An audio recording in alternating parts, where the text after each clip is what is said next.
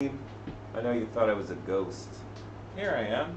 I don't need that. What am I doing that? I don't need that either. Today we're doing chicken masala. Chicken masala, a dish from Italy. We used Marsala wine, which is a fortified wine, to make this dish. So you ask, what does fortified wine mean? Well, fortified wine means that they added some type of alcohol to it to fortify it. Now, originally, when they would put the alcohol in there, it was because they would ship it overseas in ships, and they wanted it to make it the journey. So they would fortify it with brandy or actual alcohol, so that it would survive the trip. And now they don't have to do that anymore, but they still fortify it because people just prefer that flavor. So that's where Marsala comes from. So it's a fortified wine. You can usually find it in your grocery store. Taylor has a good brand. They have a good of ports and Marsalas, and really inexpensive. They're straight cooking wines.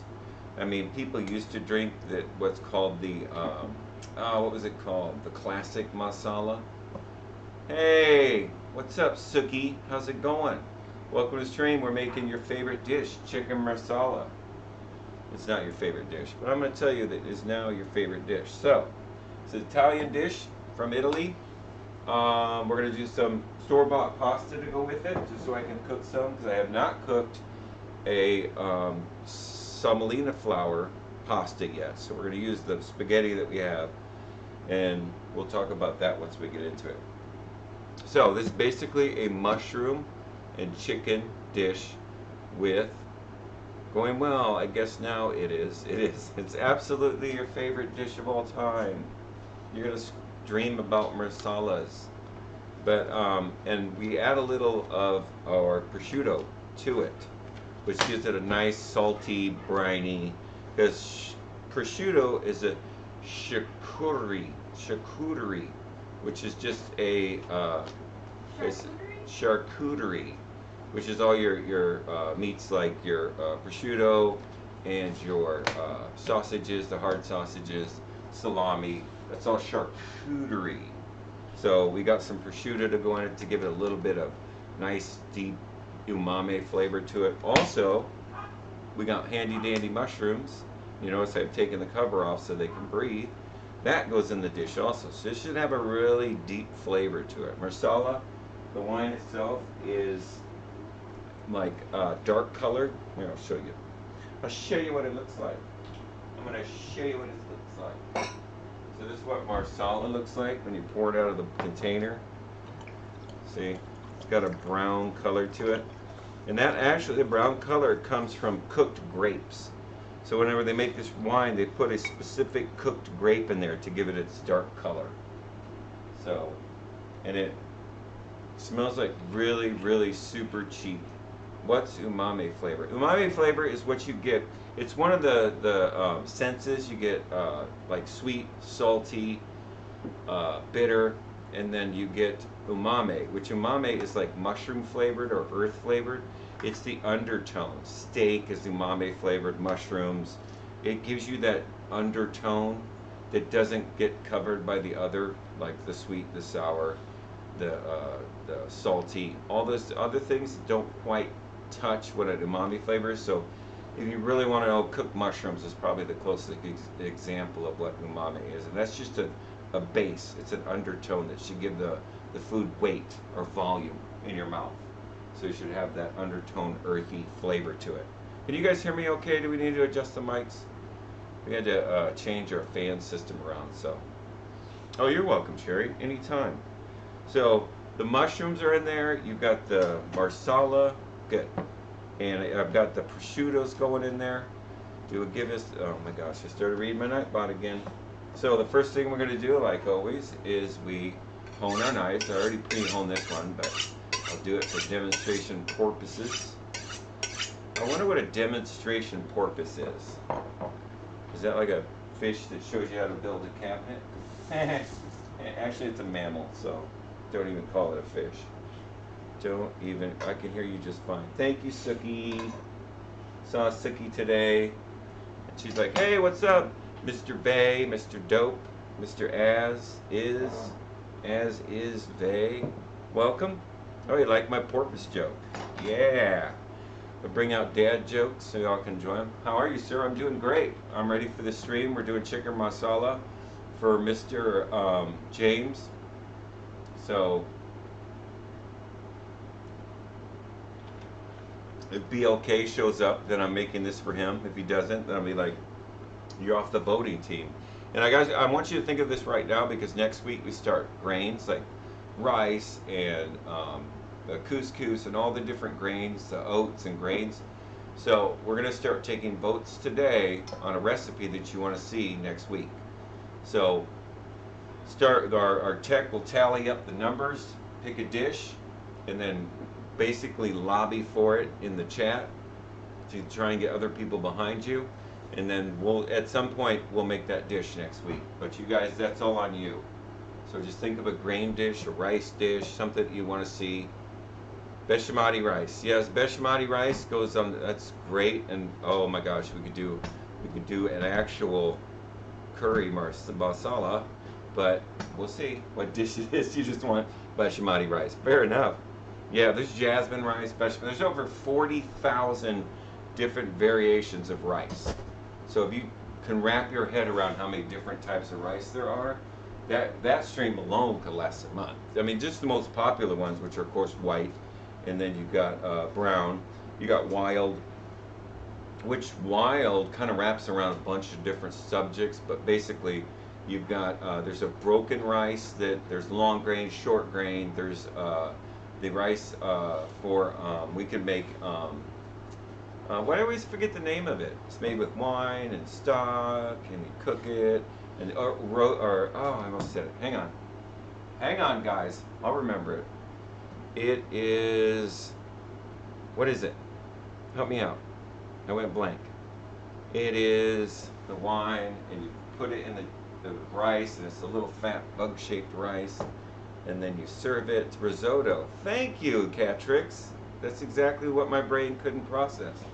We can make a risotto, so there's hundreds and hundreds of just rice dishes and how to cook them properly that we actually could, spend a month on just grains. So I want you guys to kind of narrow it down, and I guys want you to vote in chat and decide what do you want to see me cook next week that has to do with grains. So find something you want to, maybe you tried a dish and it didn't work out, so you want to try it, or get me to try it on stream, so that maybe there's something that I do different that helps you make it. So, oh shoot, thank you, Rex. Cook this. Oh shoot, well, Rex is already ahead in the boat. We can make risotto, we absolutely can. Then we need a protein and a side. So thank you so much, Rex. That's super nice of you. You are freaking awesome. Everybody thank Rex. He gave me some bits. I could always use some bits. So James was the one who picked chicken marsala for today. So we're gonna make basically a standard chicken masala. And somebody yesterday was in the chat and they actually said, hey, everyone say hi to the Catrix. Everyone say hello, Catrix. Thank you, Rex. Somebody told me yesterday when we were streaming, they said, well, chicken marsala, everyone does it and it's boring.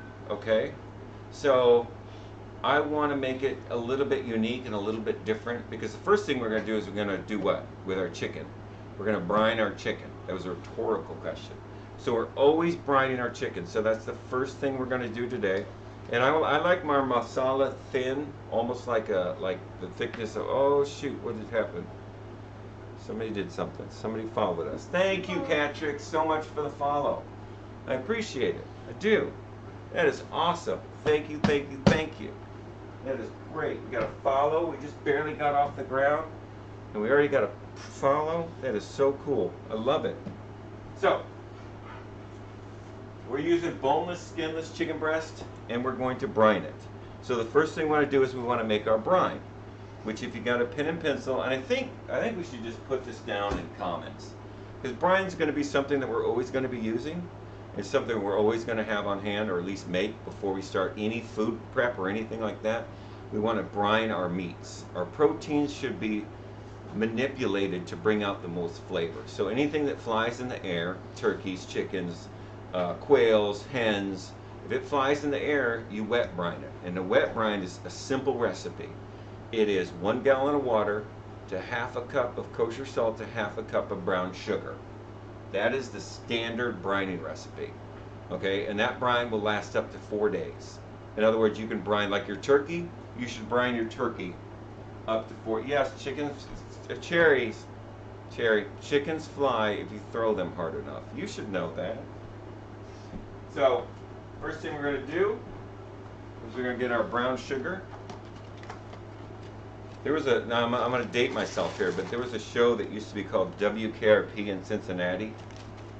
And there was an episode, the Thanksgiving Day episode. Yeah, chickens used to fly, but then they were perfectly bred. Pigs and babies. Yeah. You can throw pigs and babies. That's true, Cherry. You're absolutely correct. And you can cook pigs too. And I'm going to leave it at that. Okay. Here in Cincinnati. Oh, okay. So do you remember that show, WKRP in Cincinnati? There was an episode where they, yeah. Well, I didn't say that, Vay. I didn't bring up that part. I just said that you could throw pigs. Not babies. Right. So, I put in, and I don't have, obviously I don't have a gallon of water, but I've made this brine enough to know that if you just follow that standard recipe, and you can cut it down to a half a gallon of water, a quarter cup of kosher salt, a quarter cup of brown sugar. But I've kind of made this 1,000 times. Oh, my salt's not open. So, okay. There was a show called WKRP in Cincinnati, and I was young when it was on, so don't act like I was sitting on my Barca-lounger smoking a pipe watching the show when it was, come on every week. I'm not that freaking old. But anyway, there was an episode where they did Thanksgiving, and they took this helicopter up over the city, and they were going to do this promotional thing. So they started chucking turkeys out, live turkeys. They started chucking them out of the helicopter, and for some reason, at some point, somebody thought that they would just fly down, and they didn't. It just started raining turkeys on the city. So they were just murdering these turkeys out of this helicopter. So technically, they were flying for a second. Oh, did they? Oh, that's cool. So, yes, chickens can fly if you throw them hard enough. So can babies and pigs, according to Cherry. If you have a problem with that, go talk to Cherry. So we're making a brine, and once we get it to the point, I also got myself some handy dandy tasting spoons. That's right. It should taste like seawater, not bay water, or it should be salty and sweet at the same time, and be kind of like as if you took a mouthful of good, clean seawater. That's what this should taste like. And if you do it the first time and you mix a gallon of water with a half a cup of kosher salt and a half a cup of brown sugar and taste it, you'll understand exactly what I'm saying. If you've been anywhere in and I'm not talking about like the Dead Sea where it's like 90% salt. But we're gonna make our brine. Yeah, got some fat beats going on. Yeah, I stopped playing music while I stream for 2 reasons. 1, it was kind of distracting my concentration, and 2, we post these videos to YouTube, and YouTube's like, no. So we just cut off the music. But I don't ever stop talking anyway. If anything, it's just in the background. So we honed our knife. It's beautiful. Like I said, I've owned this knife for 10 years, and I've never sharpened it. I've only honed it. Put our hone away. Get out our chicken. Wait, I gotta make room for it first. There's our Marsala wine. And if you weren't here for that, it's a fortified wine. It has alcohol added to it so they could survive the shipping when it used to be shipped over on actual ships. Then to survive it, they would fortify it with brandy. And now it's just about flavor. It's just about what people enjoy, so they fortify it, but it has nothing to do with shipping anymore. The deep color, again, comes from a cooked grape, and that's what gives it deep brown color. It's a fortified cooking wine is what it is. So you can find it in most grocery stores. It's pretty easy to find. But don't go in a section where you find Chardonnays and Merlots and stuff like that, because it's usually over on the other end where you find your vermouths and your all those wines, the cooking wines. It's usually in that section. It's in that dark little bottom corner that nobody goes into, and there's dust all over the bottles because nobody cooks with good wine anymore. But that's where you'll find the Marsala. And I usually use Tyler because that's what's available to us. And it's a cooking wine, so they have Marsalas, drinking Marsalas that are kind of expensive. Don't waste your money. Just get that inexpensive. I think that whole bottle was like $4. I think it was like $3, $4, something like that.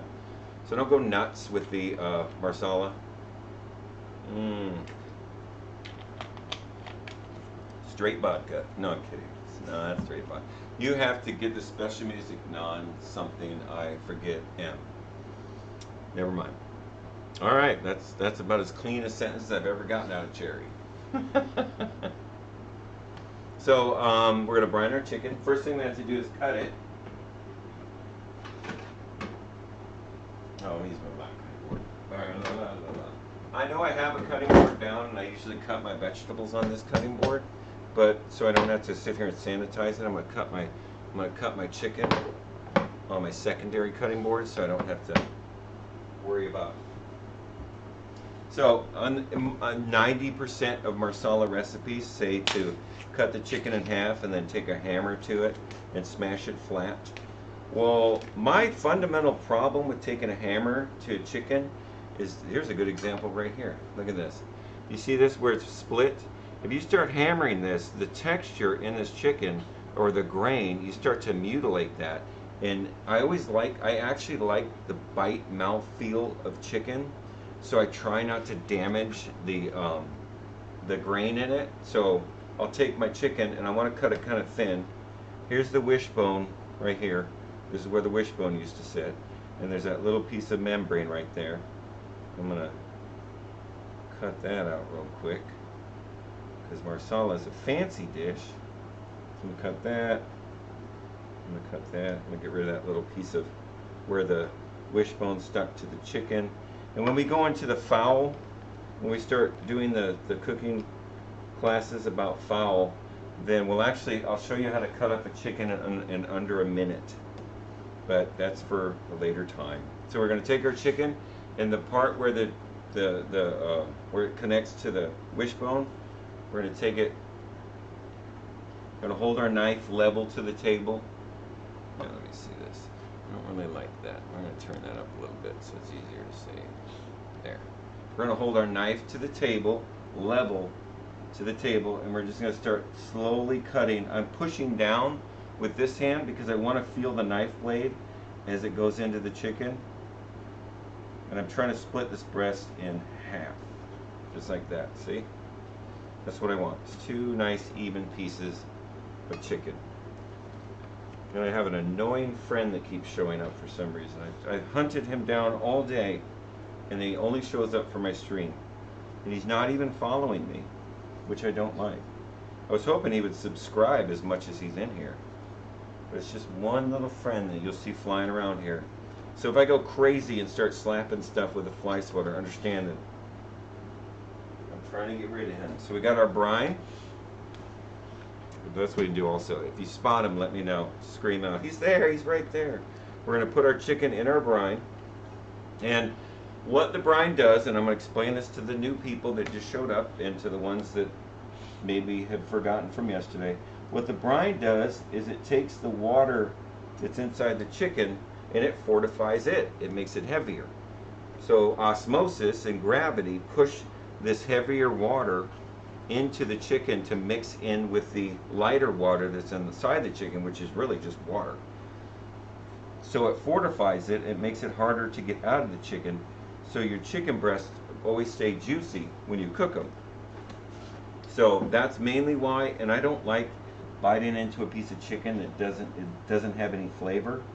And you can't really get flavor inside a chicken And marinades, all marinades are is a fancy word for brining. It's just a brine. The only thing that works in a marinade is salt.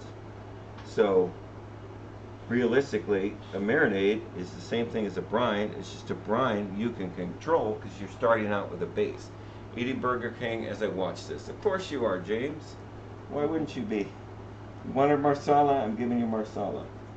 So I don't want to hear your lips. Get out of here, friend. Friend of my friend is my enemy. So, got our chicken briny. That should stay in here from anywhere to a half an hour up to 4 hours. And I want this to get to room temperature, so it's perfectly safe to leave on the countertop like this for 4 hours. So we're going to put it back here and let nature do its magic. We're going to clean up our little cutting board. Nobody likes roast chicken. And they say that, you know, there's a rumor going around that when you get home you should wash your chicken before you to try and combat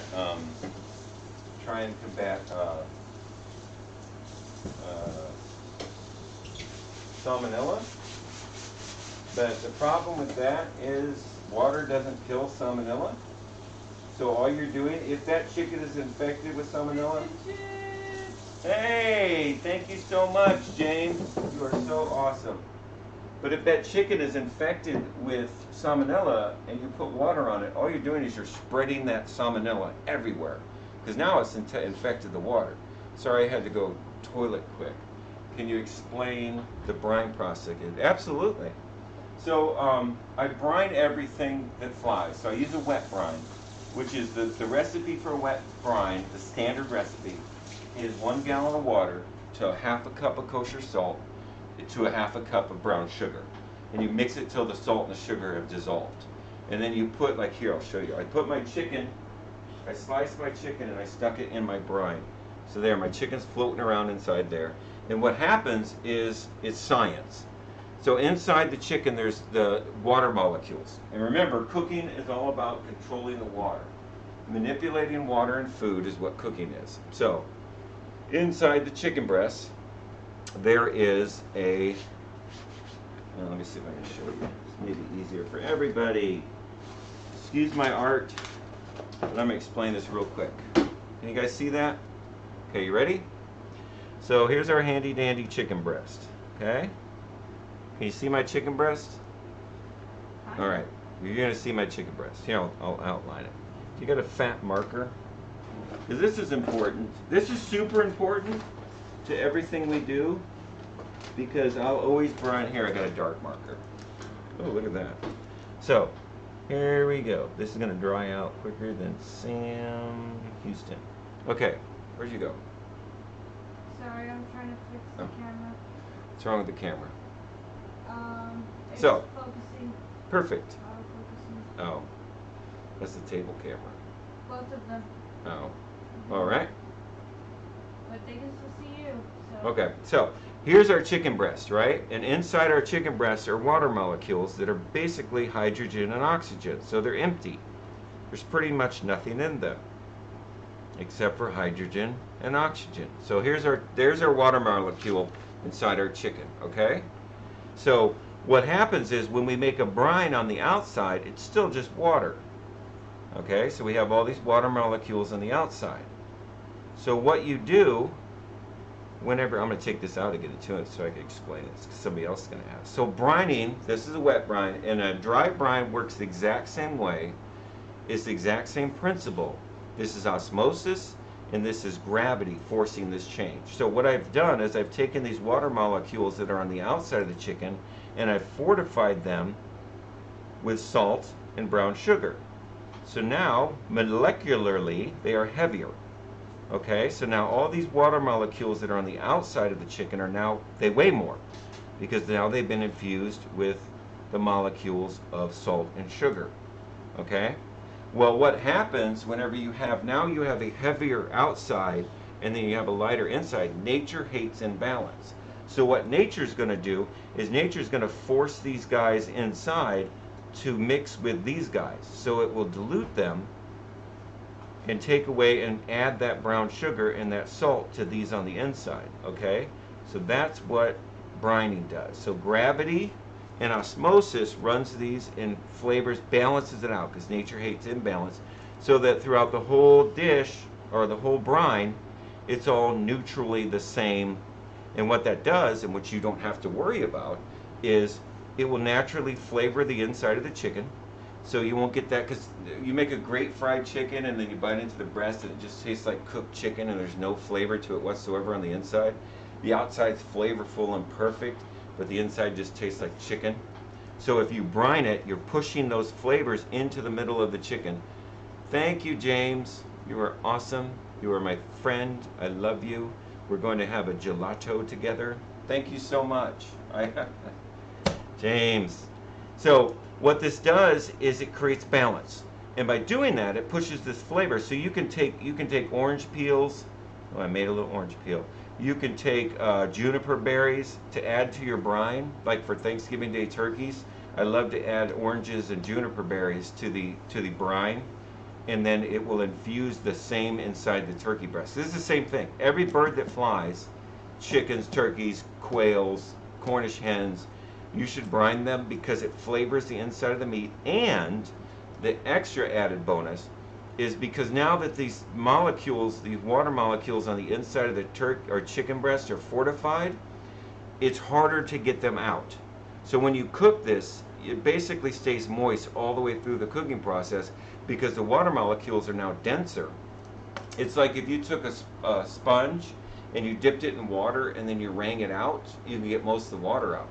But if you took that same sponge and dipped it in paint and tried to wring it out, you're always still getting paint. If you've ever washed a paint roller, like took the hose and tried to wash it, and then you stop and then you wash it again and more paint comes out, look at it that way. You fortified the water inside the chicken breast so it's heavier, so it stays in there through more brutal conditions, and it moistens and flavors the inside of the breast. So brining is fundamentally the most important thing you can do with your proteins. And now dry brining, which is what we did yesterday, we did a steak Alfredo. So we take our steak, I hope this isn't too long of an explanation. See, same thing, water molecules inside the steak, same thing. So if I want to flavor the inside of the steak, some people take a injector and they'll shove it in there and squirt juice inside there. But remember, all that juice is salt. So it's doing the same thing. So without piercing the outside of your steak, all you do is you sprinkle a couple kosher salt pieces, which are super fortified, on the outside. And what that salt will do is, remember, nature hates imbalance, so it will start drawing the liquid out of the surface of the steak up here, and then it will turn this all into water. Salty, salty water. And then what happens? Now we have an imbalance. So nature, gravity, starts fortifying all these cells inside this steak with salt. It's the easiest way to flavor the inside of a steak without doing anything to it. Good, I'm glad. I'm so glad you're enjoying this. So whatever you put in a steak should be cooked warm, because just like anything else, something with extreme cold and extreme heat, it contracts. The minute you put something really cold to something really hot, the really cold thing, if it's the piece of meat, will contract. And just like a sponge, if you squeeze it, stuff comes out. So that's why when you stick something in a hot pan, like a cold chicken breast in a hot pan, you can literally watch it shrink up, because that's the immediate violent reaction between the chicken and the hot pan. So you want to cook your steaks at room temperature. Hey Peggy, welcome to the room. We just went over a really deep explanation of brining and reverse osmosis and why we do this. So you take your steak and you put it on the countertop or on a sheet pan. You put salt on top of it and then just step back and watch nature do its thing. Oh, okay, cool. Excellent. Well, welcome. So we've got our steak and we got our chicken. So the difference is all things that walk on the ground, which is your pigs, your cows, if you eat them, horse, whatever it is has the same muscle structure. Okay? So whenever we do this, we do it with a dry brine. We just sprinkle some salt on over. We leave it on the countertop for about 4 hours. And I usually do that first while I'm prepping everything else. So but by the time I get ready to cook my proteins, they're already done with the whole osmosis and brining thing. So I don't have to do anything to flavor. Aw, great, thank you. I appreciate it. That is amazing. Spread the word. Please spread the word. so, so whenever you do this, this is something you don't have to do anything to. You don't have to inject it. You don't have to soak it in some people soak it in salad dressing, their steaks, and then they cook them. No, just a little bit of salt on top, a good coat of kosher salt. Set it back and come and check it in a half an hour, and you're going to see a puddle of water on top of that steak. Check back in another half hour, and that puddle's gone because it's done its thing. It triggers, and then it flavors the steak throughout.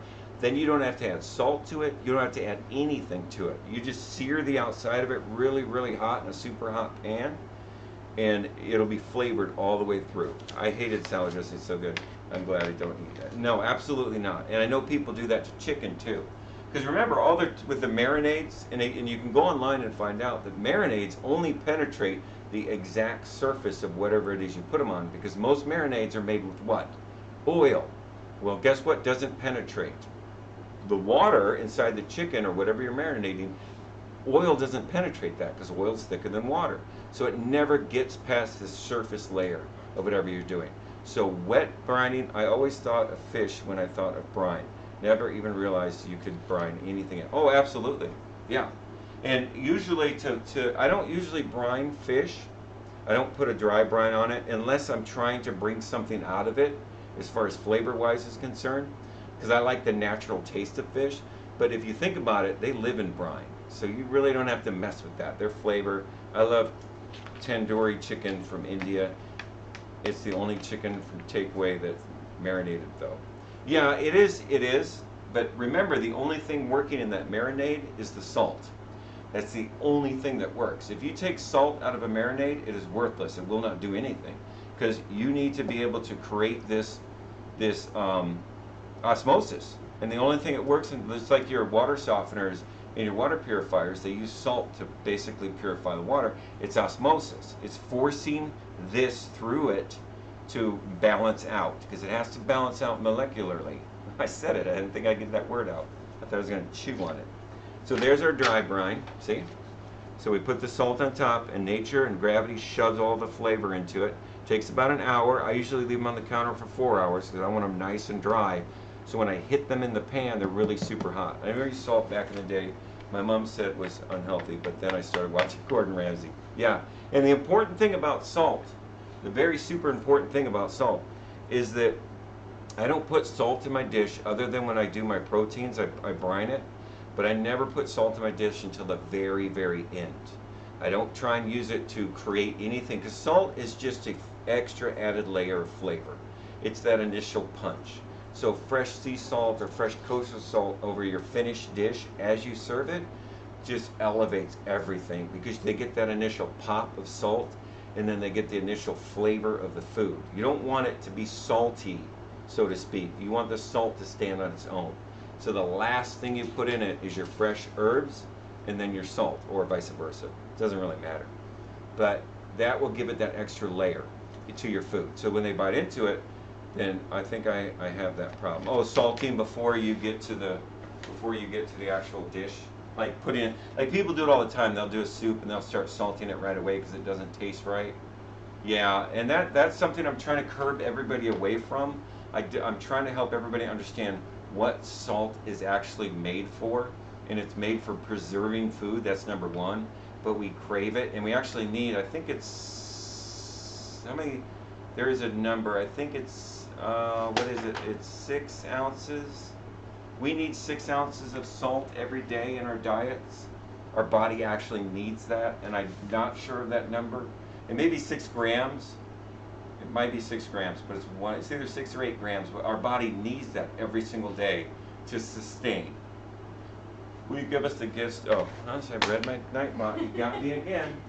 So like I said, there's wet brine right here. Wet brine. There, I'll hold it up here. Wet brine.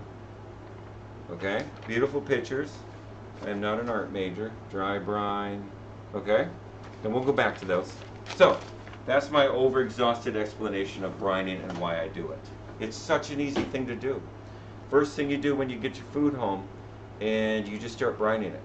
Whatever protein, pork chops, like I said, everything that walks on the ground has the same meat structure.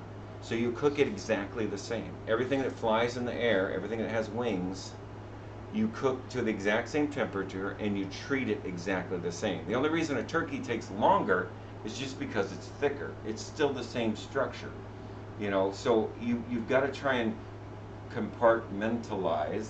Hey, watch out! I'm getting into 5-syllable words. But you got to see, I was doing so well. So you've got to kind of separate everything. So you know that everything that flies in the air you cook one way, everything that walks on the ground you cook one way, and everything that swims in the sea you cook one way. And they all have doneness. If you go 165 degrees in a chicken breast, a turkey breast, a quail breast, a Cornish hen breast, it's done. And the legs will kick up about another 20 degrees, which that has to do with myoglobin. There's a whole nother story. That's why there's dark meat and white meat. So we're sliding off that slope. Thank you so much, James. You are a freaking rock star. So that is brining, and that's why we do it. Because I'm lazy, so I want nature and I want gravity to do all the work for me. So I just brine everything, and then it flavors it and it bulletproofs it so that it doesn't dry out. Pork chops are juicy.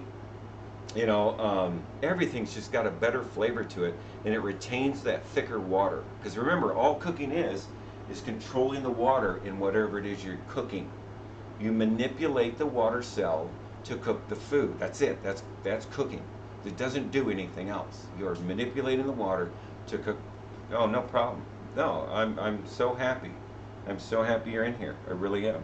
Thank you for coming in. I appreciate it. But you have to start breaking down things into simplistic terms and simplistic ideas, because once you start to ramp it up into really good food, you want those bases so that you can always rely on them to be always consistent and always true. So that's why I try and break down everything into the most simplest terms and help you kind of explain it in a way that will become repetitive. And I will always explain what I'm doing, just like I'm about to cut up mushrooms. So we're going to talk about mushrooms. I blew my spices today from the ground roast mushroom tacos. Really made the flavor more complex. I know, Josh. Thank you so much. I appreciate it. Josh was in my stream last week, and we were talking about spices and the difference between herbs and spices. Spices and herbs. Herbs are the leaf of the plant. That's all an herb is. Spices are everything else. So the root, the stem, the bark, the seed, those are all spices. The only thing that is an herb is the leaf. So, keeping that in mind, herbs get cooked at the beginning of the dish, and the first thing you should do with an herb, no matter how you bought it, because if you go in your cabinet and you look at your herbs, if they're over 6 months old, they're pretty much gone. You should replenish your stock of herbs every 6 months. All right, I'm sorry, spices. Totally went off the wrong direction. Spices, the seed, the root, the stem, the bark. All of that will show the spices.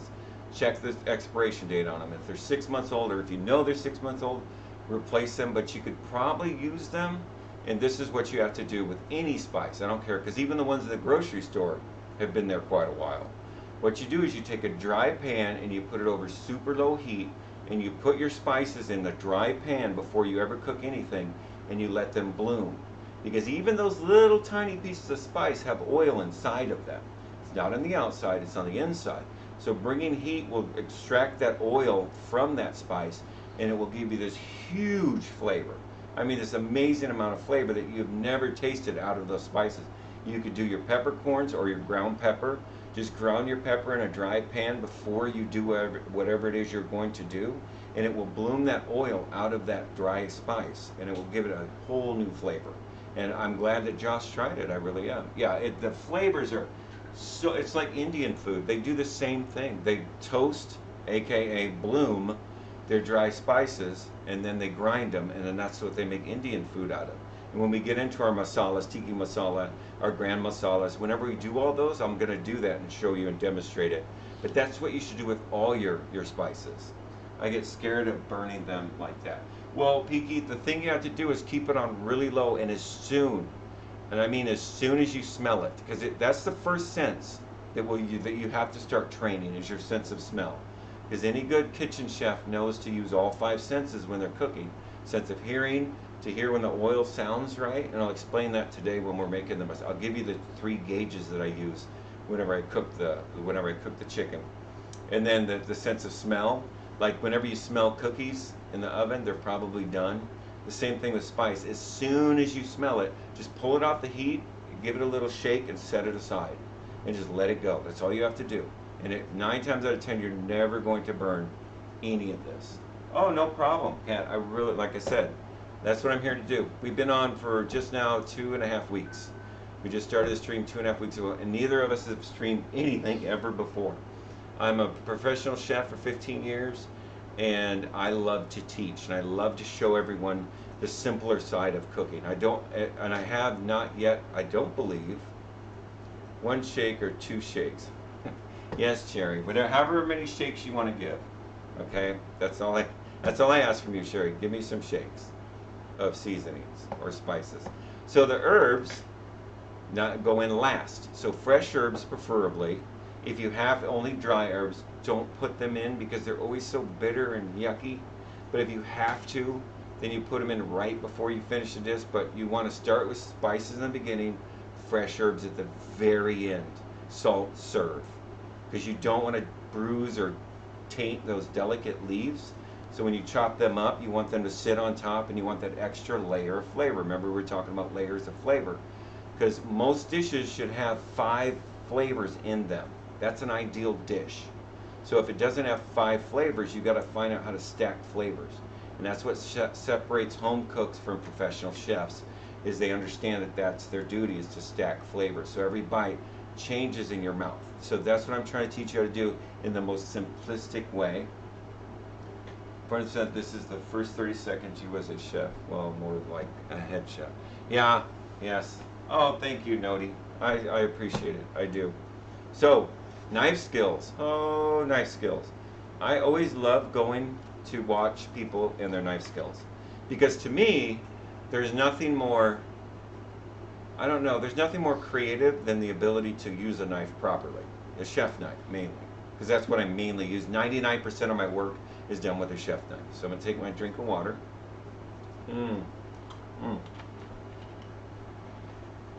Excuse me.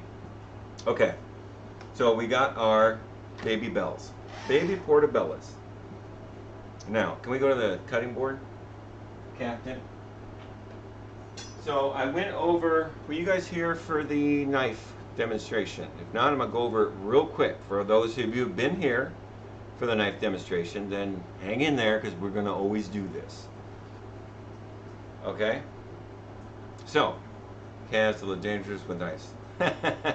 Well, Cat Tricks, here we go. I'm going to give you a quick lesson in safety on knives, okay? A chef knife has 3 blades on it, okay? It has a slicing blade, which is here. From here to here is your slicing blade. From here to here is your cutting blade. And from here to here is your chopping blade. Use accordingly. Slicing, cutting, chopping. Okay? Always remember that, because those 3 knife skills will get you through almost all of your product. Okay? Now, sharpening or honing a knife. I've had this knife. Yes, James. I know you have lots of knives. Calm down. But I've had this knife for 10 years, and it is still razor sharp. Okay? Listen to that. And the reason it's razor sharp is because I've only honed it. I've never sharpened this knife. I've only used a hone on it, and Sherry uses scissors. And I swear to God if Sherry doesn't stop using scissors to cut up her vegetables. So, the only time you sharpen a knife on a stone or through one of those draggy machines, which I never suggest, and if you have a decent knife that you like the way it feels, like this is a $70 knife I got at Bed Bath & Beyond. I love this knife. It's sharp, I can hone it right back into shape, and like I said, I've had this 10 years daily use, 8 hours a day, and I've never sharpened it. What happens is the only time you sharpen a knife is if this edge, the true edge of the knife, so from back to front, if you lay it on a cutting board and you shine a light through it, if you see that there's a bevel in the blade like this, then it probably needs to be sharpened. And if you're not skilled with it, you can go to Mac Knives. Mac Knives, you can send them any knife, and they will resharpen it, put an edge back on it, and they'll correct a tip if you have a bent tip. And it's minimal amount of money. So if you have a knife you love, and you just don't, you're like, and they do the correct angle too. Really super good. I actually have a Mac knife right here. See, this is my Mac knife. This is my show knife. That's $300 knife right there. And I even have it tattooed on my arm. That's my Mac knife. I love this knife. But my daily go-to, this I use if I'm just in it. If I got like cases and cases of bell pepper, because this one stays sharper longer. Okay? So this one stays sharp, and I can hone it, but it doesn't stay as sharp as the $300 knife. So this one I put aside, and I use it for like when I'm just railing through like 50 pounds of bell peppers. So for this one, and this one's an affordable knife, and that's another reason I pick it for the stream. And if you go and find yourself a knife, hold it. Okay? Do you do giveaways? Yes, actually, once we get up and going, and we actually get some, get some earth underneath us. No, we're going to do that. Right now, we're trying to raise funds to get a smoker, because we're going to do barbecue from around the world. But if you go down to our link below that has the thermometer, the thermocouple thermometer that I suggest everyone has in their kitchen, because it reads accurate temperature in about 4 seconds, then I was just joking that, so I know. You're my new best friend. Thank you, Kat. I appreciate it. So we're going to do barbecue from around the world. So if you go down to the Amazon link down there, then you can buy this, and it gives us a little percentage, which everything we make, I've got that going into Amazon gift cards. So everything we make off that, we're just going to give away on stream to people that come in and enjoy what we're doing. So can you freeze me a dinner and send it? Yes, James, I can freeze you a dinner and send it, and it will be complete garbage when it gets to you. But for you, I will do that. So, proper knife skills. First of all, let's talk about mushrooms. Mushrooms are basically umbrellas, and if you don't permeate the outside skin of this mushroom, it will never release its water. And the most important thing about cooking is releasing the water. Made a watermelon into a I don't know if you're thinking about a barbecue cooker, but all right, made a watermelon into a barbecue. All right, if you say so.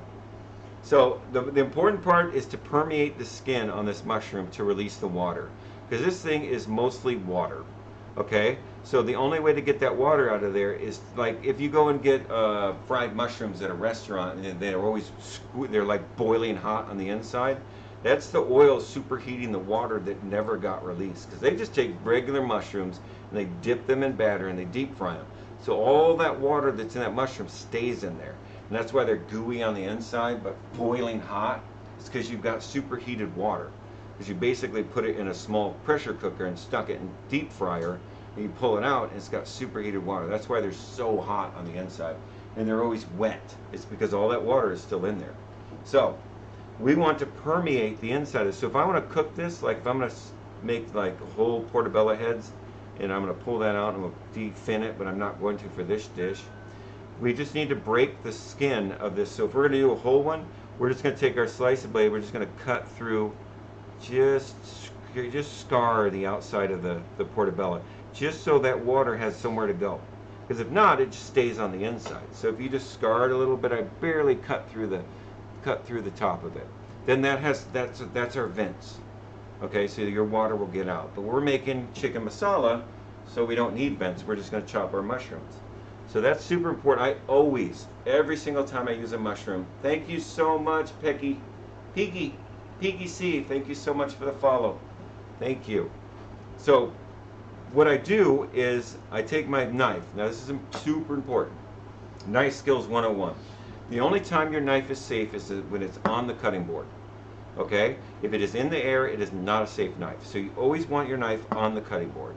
So your objective when you start to use a knife, first you angle your body at an angle to your cutting board. You don't cut straight on. You always have your body at an angle, because you want to be able to look on this side of your knife, which is the farthest side away from you. You want to be able to see that side of the knife, so when you cut, you can make accurate cuts as to size.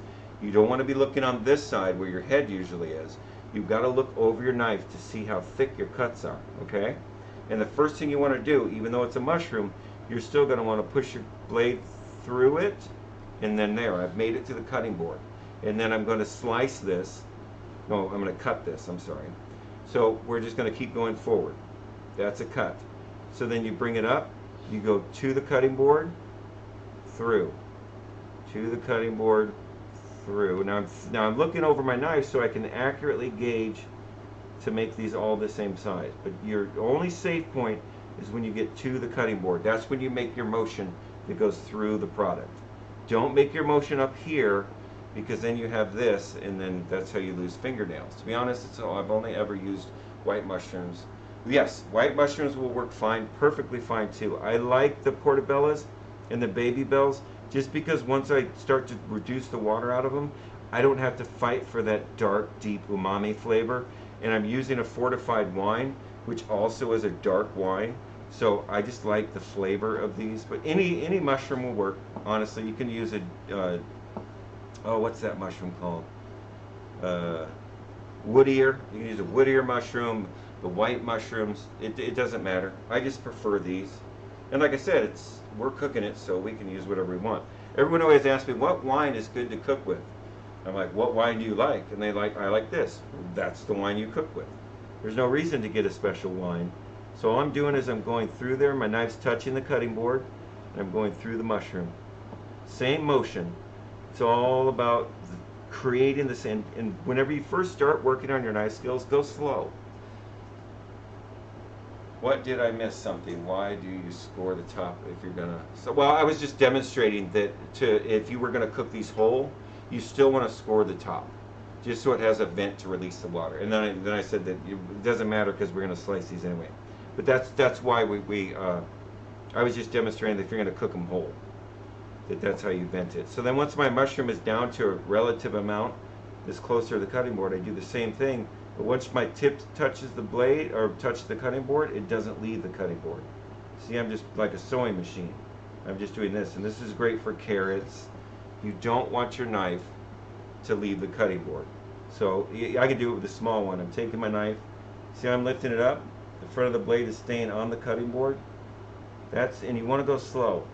Skill comes with, or speed comes with skill. So you want to practice to get consistent cuts. And then after a time, you'll get faster. Because I know you see a lot of the guys or women come on and they're like, ha ha ha ha ha, and they're like, holy crap, I want to learn how to go fast. Well, you've got to learn skill before you go speed. Because one will come with the other. So work on your skills. And then if I had something I enjoyed drinking, there would be nothing. Yeah, I know exactly what you're saying. This is a wine dish, but there's no wine. So I drink it. Yeah, I know. So right now I'm using the slicing blade, which is the cutting blade. Why do I always call it that? Slicing blades on the tip, cutting blades in the middle, chopping blades on the back. So I'm using my cutting blade through these mushrooms. And like I said, I'm going super slow for you guys, just so you can see, because a lot of people come in and they're like, and you're like, what? I want to learn that. So I'm trying to be as nice, and I'll turn this way, I'll angle my body this way, so you can see it from this side. I'm using this part of my finger tucked under. I'm using a knuckle as a guide if I need it to hold it steady. But once you get it to the cutting board, it's like those old paper cutters in school. All you're doing is going straight down and forward, straight down and forward. And then once you get better at it, then your speed will increase. And you'll be able to have, I don't even think I need all these mushrooms. Yay, we're going to save mushrooms. I think this is about it. So that helps you to steady your knife, and then you can work on speed. Oh, you want chef speed for a few? All right, I'll give you chef speed for a few. Dance for me, monkey, dance. Hang on, let me clean up my mushroom mess first. All right, what I want you to do is I want you to watch this, because this is going to make you happy. If you got to watch fast, then I'm going to blow right through this mushroom. But I want you to watch this. Where is it at? Hang on, let me find it. This camera down here that shows my face. Okay, and I want you to watch both cameras at the same time. All right, because I'm going to show you something. I'm going to take this mushroom and I'm going to cut it. Okay, What I'm not going to do is I'm not going to look at it. I'm just going to cut it. And I'm not going to look at my mushroom. I'll look at the camera the whole time. Because I'm doing this straight by feel. Oh, I got off the mushroom. It's a bigger, a little bit thicker mushroom. See? Ta! So after a long time of cutting vegetables, you get to... I'm glad you enjoyed that. So yeah. So, and I'll do that when I'm doing cooking demonstrations. Like I did that at there was an all-women's event, and they brought me in to do a cooking demonstration. And it was like the Power 500 women. So they were like, you know, business owners, and they were like, they didn't want to be told by some bearded weirdo how to use anything or cook for sure. So I started railing through carrots. And I'm looking at them the whole time, and I'm just railing through these carrots, grabbing another carrot, and I'm just talking to them, just staring at them, not even blinking, just ripping through these carrots. And they're like, "Ooh." Rex said to watch your fingers. I know, my fingers. I need to keep my fingers. Ah, I got blisters on my fingers. And that's another thing. A good chef, I'm left-handed. So if you grow a callus right there on that finger, you're holding your knife correctly. Okay? So this is how you hold a knife, with 2 fingers. That's it. Everything else, all these other fingers are for finesse. You're only holding it, and you're holding it like an egg. You don't want to grip the crap, and you don't want to do this. I mean, if this is the way you're comfortable at cutting, it really wears on your carpal tunnel, or your, what is it? It's not carpal tunnel. What is it called? Where you get carpal tunnel. Hey, AMP, what is it when you get carpal tunnel? What is that bone? What is it? Joint? They're called carpals. Okay, where's You on your... have 7, I believe 6 or 7 carpals. Right, so where's on your carpals? Your I love carpals is going to be... It's right here, isn't it? Wait, I got a demonstration. It should be here, all around right here. Okay, so those are all my carpals. And then your fingers are going to be your pharynges. Yeah, those are my pharynges. And I have then- giant hands, by the way, folks. Your pharynges actually start from like here. Okay, And then there's like this bone, and then there's 2 more bones in each of your fingers. okay, And then there's your joints, and then your carpals are like all in right here. okay. So there, you get a little anatomy lesson with it. See, you get everything when you come in here. You get food, you get cutting demonstrations, you get anatomy classes. We got it all. We got it all. So by doing this, you're putting stress on the carpals, and that will eventually start to hurt your wrist. So you really want to hold your knife delicately. You really want to hold it with 2 fingers, and all of your pressure is right here, and that's it. Everything else is just holding the knife so that it doesn't fly off. It never leaves the cutting board. Choke up on your knife. You have 3 bones in your fingers. Oh, you have 3 bones in your fingers.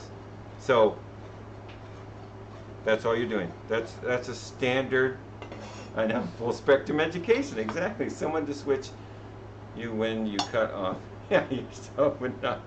Yes, exactly. Yes, Cherry, I agree 100%. Cherry is always there looking out for me, and I appreciate it. So we've cut our mushrooms. They're good to go. Our chicken's brining.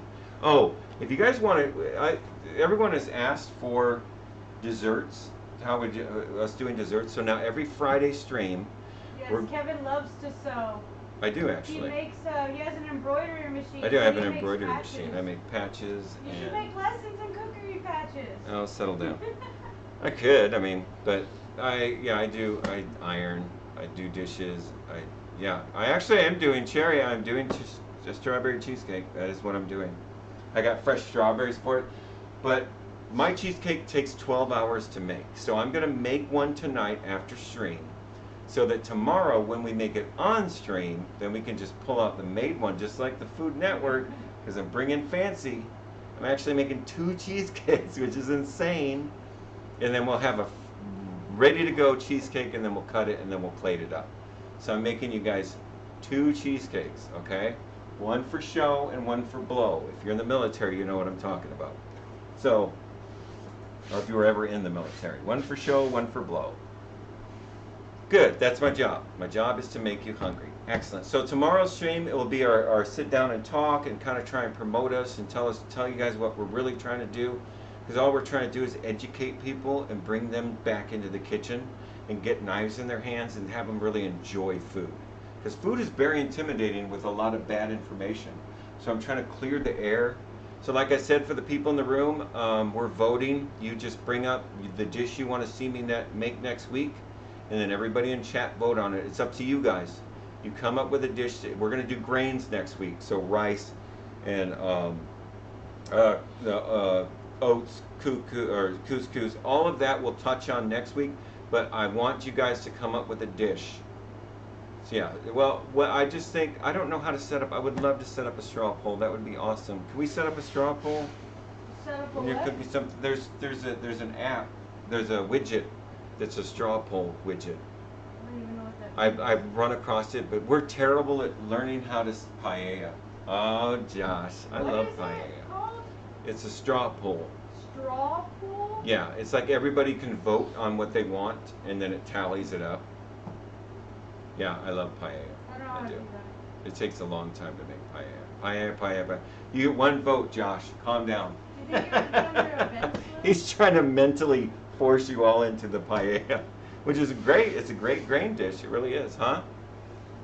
I said, would it be under the events list? I think it'd be under the widgets and It is. stream Widgets is under events list. Is it? I But mean, you. events list is under widgets. Oh. I don't know. I'll have to figure that out later. Can't do it during the. Oh, really? Peaky C said if you have Discord, I can send you some links. It's pretty simple. He has a Discord. Yeah, I have a Discord. It's Lessons in Cookery. I think that's how you get to it, right? Yeah. Post my Discord in chat Okay. so that everyone can Discord me. So yeah, that would be great. I don't know if that worked. Did that work? Because Josh just exclamation point Discord. Hold on, I gotta open your Discord. Nope, it didn't work. Aww. See, I told you we're not really good at the Twitch part of this. We're still new to it. So all the help we can get would be greatly appreciated. Should add that to your panels in a command when you get a chance. I want to. These are things that, like I said, I need lessons. I'm not bad home cook, but I've already learned so much this year. Great, that's excellent. Oh, that's something else we're going to do once we get past all of our proteins, and then we get into the countries, because we're going to go all over the world and we're going to cook dishes from everywhere. And I'm going to explain the simplistic process of doing that. We're going to start giving away Skype cooking lessons. So it's one-on-one. You decide on the dish, then we both buy the same ingredients, then we Skype it with you to help you cook through that dish and just talk like we're doing now and go through everything. So that's something else we want to work up for the people that support us and follow us and keep us going. So that 4096, number 4096. Is that what it is? I think so. Yeah, Cherry just put it. Yeah, because I want to be able to teach cooking, so I figure the best way to do it is through Twitch, and then offer cooking lessons for free as giveaway, as promotions, so that people can. I don't know how we're going to form it to where they can, actually get the cooking lessons, but once they do, and then we could just Skype a cooking lessons. We also want to do bonus stream weekends, like when we start doing barbecue. Once we get the smoker, then we'll start doing like 16-hour streams just to make it through the barbecue from start to finish. The fire, the wood, and then going to the different countries like South American barbecue. There's just so much to just wrap into what we're doing. It could just last forever, and I don't think I'll ever repeat like a whole show on one subject, because there's so much I have to get out, and there's so much we have to go through. So we got our mushrooms, now we got our chicken, and then we got our charcuterie, which is we're going to add some prosciutto to our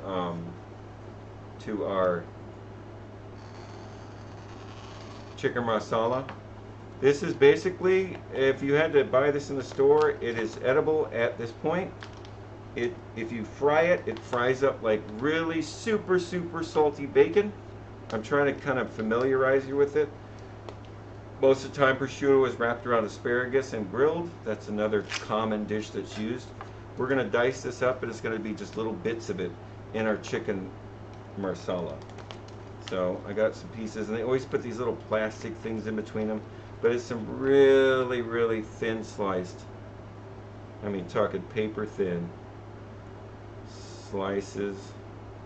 Just get it off there. Get off there. Get on down. Get on down. Well, that ain't gonna do me any good. I think I left it out. They got a little bit warmer than what I wanted. See the little plastic? Make sure to get those out, because those don't cook.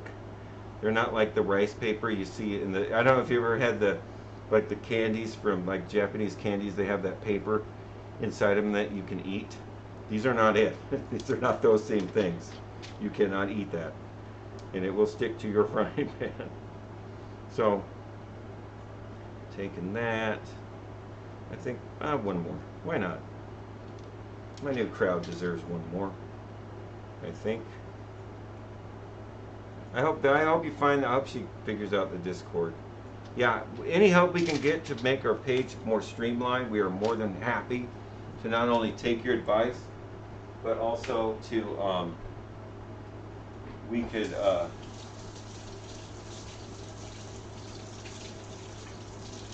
you could would definitely appreciate it, 100%. Sorry, something just flashed up on the screen. I started reading it. It was like 50 feet long. Sorry, I'm trying to. That's okay. So now we're going to cut up our prosciutto, and we're going to use the exact same knife skill that we used with our mushrooms. We want our knife on the table, our body's at an angle, and we're just going to cut through. Same thing, knife never leaves the table. We're looking over top of it, and we're just using our cutting blade to cut through, and basically, like a sewing machine, same motion every time. Okay? That's really, realistically, you only have to learn like 2, maybe 3 different knife skills to actually run a chef knife efficiently. And like I said, I use this 90% of the time when I'm cooking. I use a chef knife. You realize there's 3 blades to it, a slicing blade. So whenever you cut, like if I wanted to slice these, I could go like this, and I could pull and see how it slices. That's using the slicing blade. I usually do that if I want them paper thin.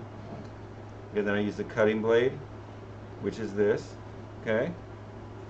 And then I use the chopping blade, which is what you see people do with garlic and fresh herbs, is the chopping blade. It's where all the weight is for your hand, so that's the chopping blade of the knife. It's the back of it. That's why you're using the back of the knife and you're holding the front down. See, it's still not leaving the table. The knife always has to stay on the table. It's safer that way. Okay? So, super important. Can you do sewing classes? A lot of I I don't think I'm gonna do that. I don't think I'm gonna. I love to sew, I really do, but it's one of those things where I don't say anything while I'm sewing.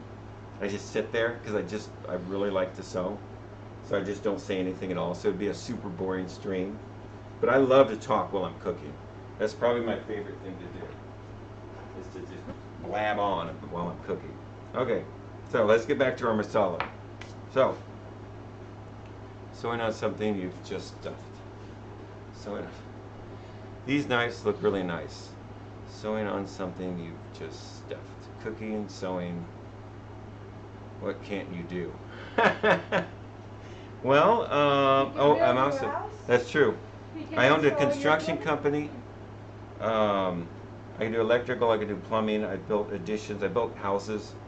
So I owned a construction company. I was in the printing industry for 13 years, so I can I can print you some on a offset sheet fed press.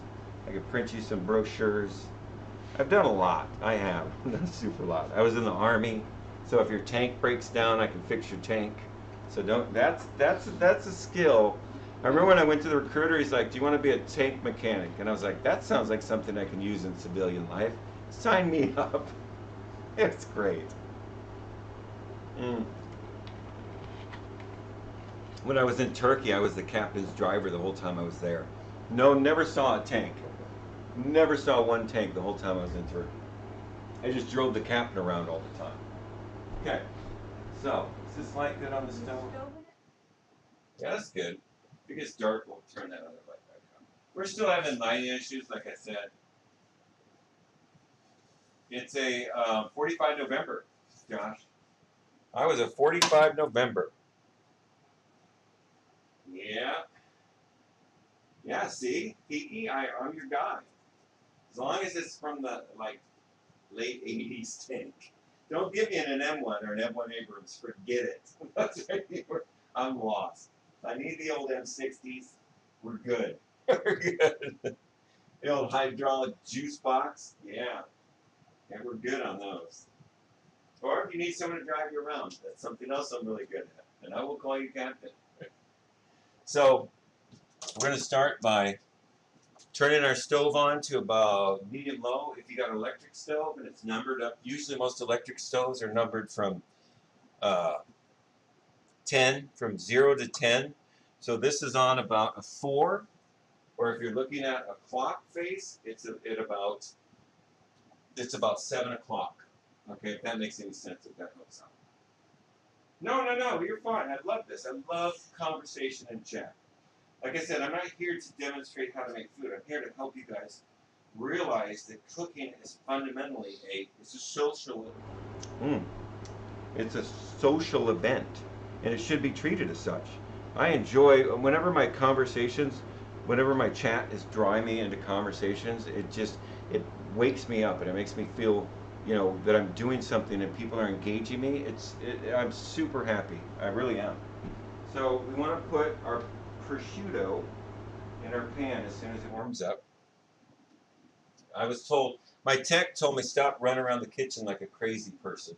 You're still trying to chase me with the cameras, so I'm going to stay over here by the stove for a minute. So you guys can still hear me. You got this mic on too? Oh yeah, I don't even got to turn. Okay, so I'm turn and face the camera that's on it. So I want to put this in here. And I do not, absolutely do not want this. Turn on that light. Is it dark? How's this?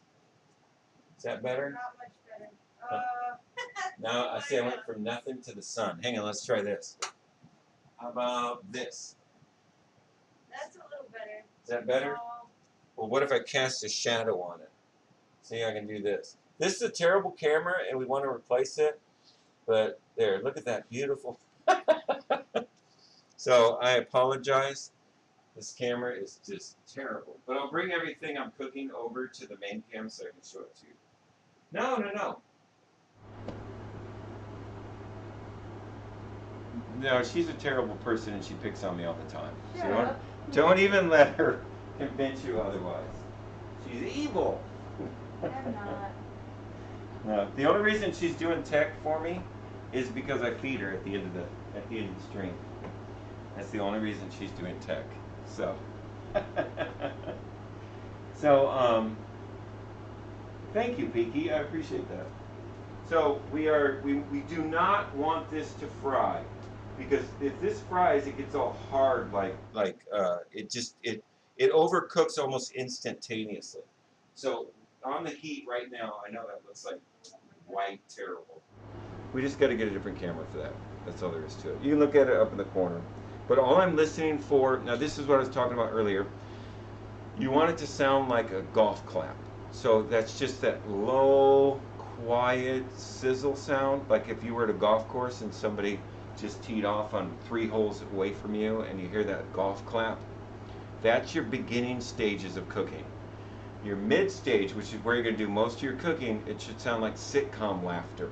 I hope this is making sense. Everyone seems to gravitate towards this. And then if it sounds like a rock star concert or a rock concert, that's for searing steaks and putting a good old Maillard effect on the outside of a protein. Anything in those ranges is kind of where I'll kind of stick to what I'm explaining whenever I explain the food. So right now, all I want is a really faint golf clap, that first stage. I don't want it to go above that because I don't want to fry that stuff. I just want it to start coming out just a little bit because I'm just trying to soften it up. I'm not trying to put a brown on it. I'm trying to Maillard it. I want it to just start to warm up, and which is exactly what it's doing right now. So I've got it on like medium low. So once we get that done, then we're going to put our mushrooms in, and we're going to sweat our mushrooms. And I do not use salt to sweat my mushrooms, because heat, just like with everything else, you put heat to water, what does it do? It boils.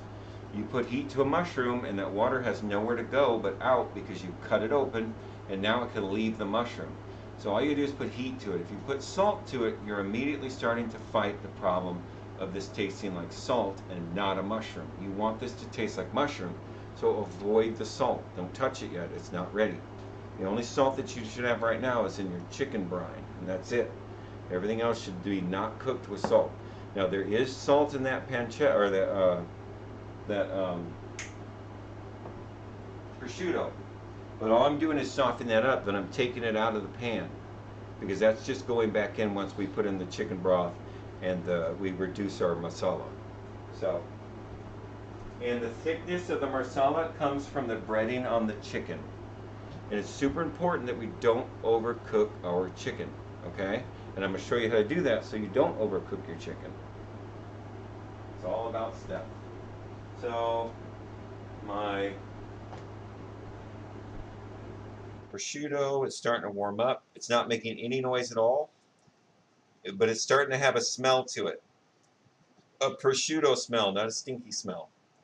But sometimes, like if you like pancetta and that stuff, when you fry it, it does not smell good, but it tastes good. But prosciutto around asparagus, and the reason you use prosciutto around asparagus is because the prosciutto helps counterbalance the acidity or the bitterness of asparagus. That's why you see a lot of asparagus wrapped prosciuttos. They're creating that barrier of salt and fat to block out the bitterness of asparagus. That's why they do that. That's why the two go so well together. So back to this. It's just now starting to sweat. As you notice, there's no sound. All I'm doing is set just below a golf clap.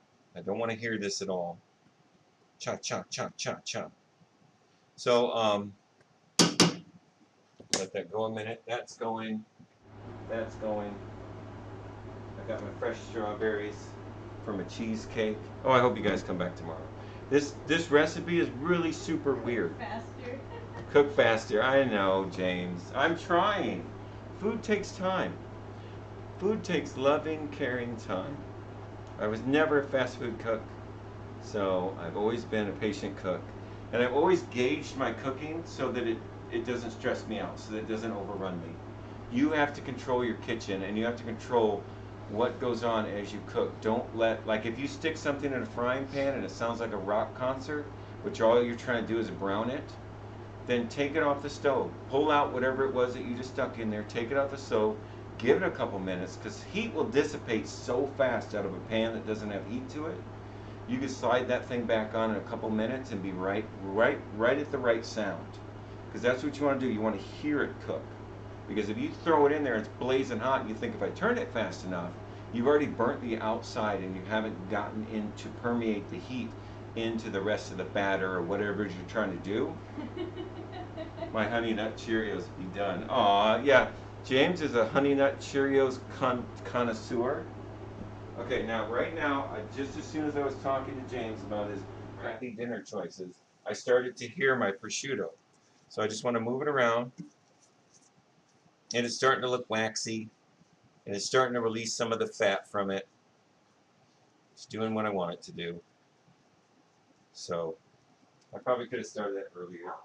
But I got into talking about the military, got into talking about the good stuff, food. I love to talk about. I should tell you, and the ones that have been in this room know this story, but I got called by the IRS because there was a mix-up in my taxes, and the lady on the phone was trying to get me to admit that I owed taxes, and I was like, I don't understand, and she goes, can I have an email address? And I gave her my email address, which is it starts with the word chef. So she goes, oh, you know how to cook? I go, yeah. And then for the next 45 minutes, I had a conversation with an IRS agent about how to properly cook food. For 45 minutes, she goes, and then what do I do? And then what do I do? So it was Probably actually writing it down. I know. She said she was writing it down. She said she was going to try brining, and I was going over all this stuff, and she was just like, it was funny because she called me as like the IRS, and we started talking about food, and I just wouldn't shut up. She's like, okay, I've got to go on to my next client. I was like, no, wait, remember when you do this, you need to do this. So it was great. I loved it. So you get me talking about food. That's why somebody told me the worst thing about Twitch is, you always have to talk. I said, that's funny. Because I never shut up. I don't. You get me talking about food. Oh, look, it's my prosciutto plate. Ah, shoot. A handy dandy prosciutto plate. Aw, thank you, James. You are a rock star and a tall person. You are tall now. Thank you so much, James. I really appreciate that. Love Mickey and Minnie. Uh-huh. Now I got my prosciutto Mickey and Minnie plate. We're going to put our pan back on there, and we're going to turn it up to about 4 o'clock on your dial, 6 on the numbers, and then we're going to throw our mushrooms in there, because now we want to sweat our mushrooms. And it's super important that you allow them to sweat. And when you sweat a mushroom, and believe me, this is really weird, and it's going to freak you out the first time you do it. Thank you, James. Thank you. All right, it's gracious of you. It really is. But whenever you first do mushrooms like this and you try and reduce the water out of them, when it's done, it's when they smell burnt.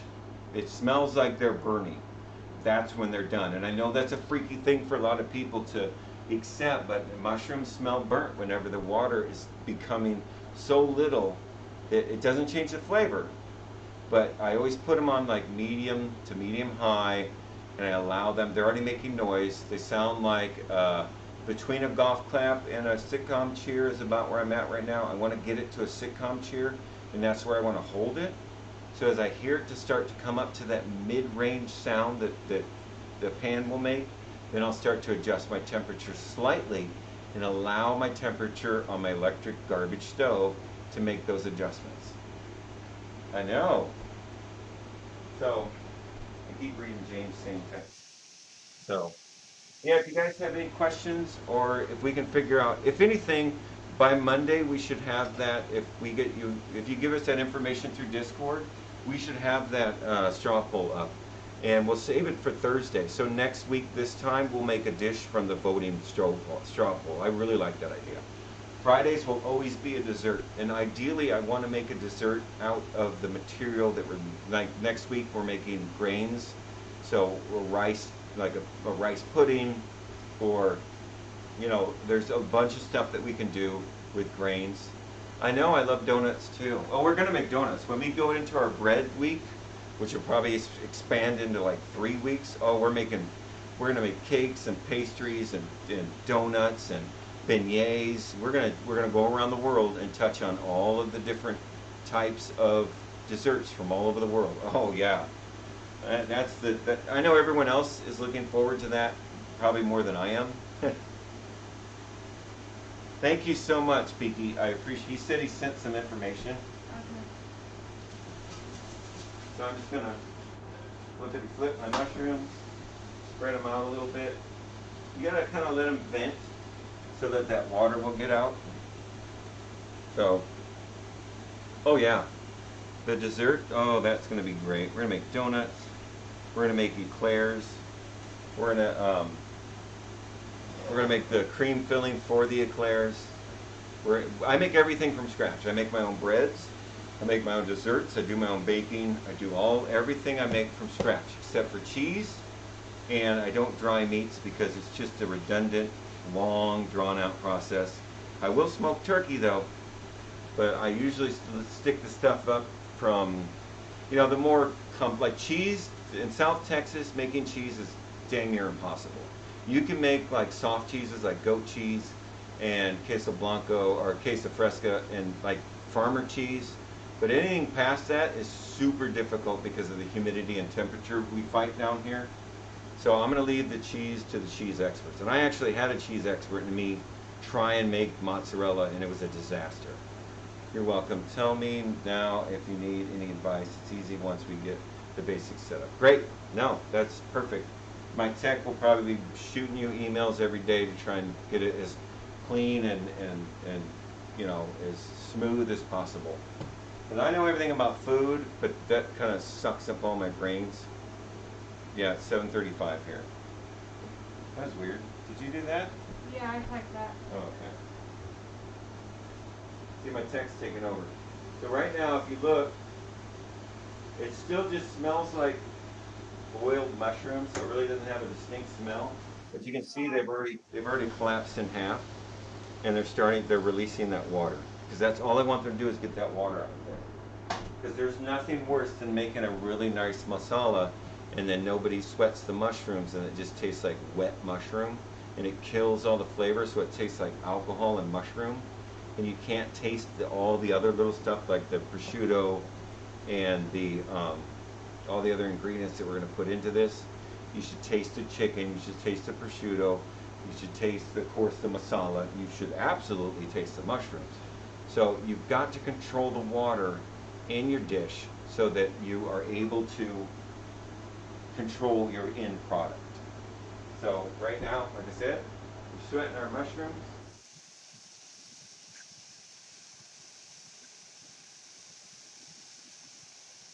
We're gonna sweat our mushrooms. We're gonna check our chicken. Because I think, how long have we been running? How long have I had that chicken in there? I think it's been more than an hour. My friend's back.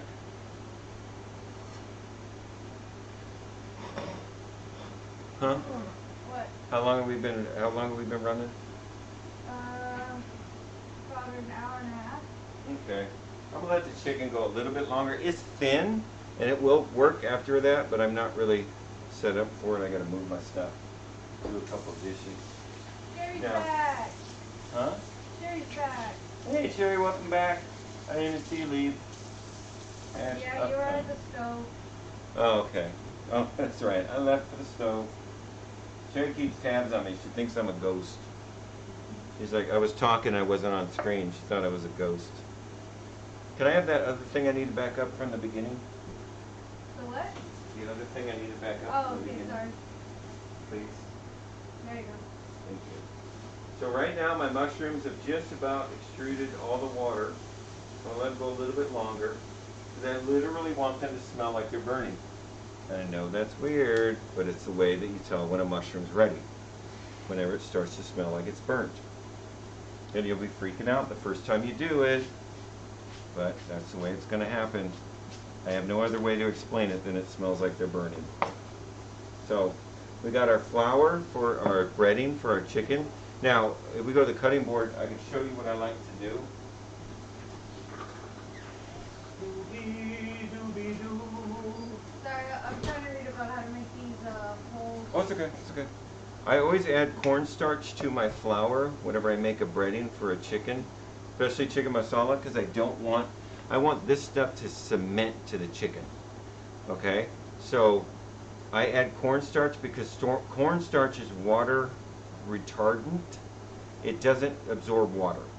So I can put cornstarch in there and it will create a barrier between the chicken that has water in it and my batter on the outside, which is just basically flour, and it will keep it from releasing that water into the batter and popping it off my chicken. So I always add a good amount of cornstarch to my flour, and you can do that with fried chicken. Once you add your other spices, and then you put in your flour and half and half for fried chicken. It's half cornstarch, half flour, spices, and then it'll stick like a brick to your chicken. Phone about to die. Okay, James. Well, plug it in. That's my only advice. That's the only advice I got for you, James. Plug it in.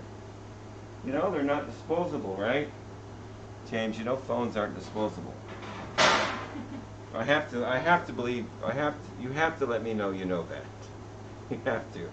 So I'm going to take my flour and my cornstarch, and then because I'm doing a masala, what I want to do is, because I always like it whenever you get an Italian dish, if it has just a kick, just a little heat kick to it. So what I'm going to do, check on my mushrooms. They're doing good. They're not smelling burnt yet. So what I want to do is I want to take a little cayenne pepper, which, if you don't know, where did you go? Where did you go? Where did you go? Where did you go? Where did you go? Where did I put it? Cayenne pepper.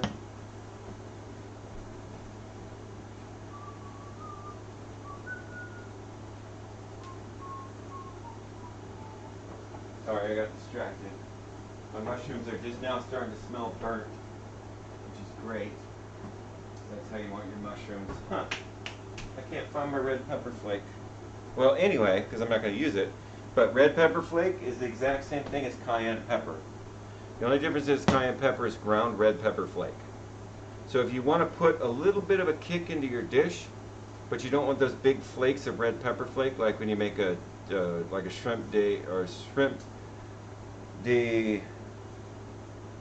the spicy shrimp dish. If you don't want it, those big red pepper flakes, just use cayenne. It's the same thing, but it's not going to pop off in somebody's mouth.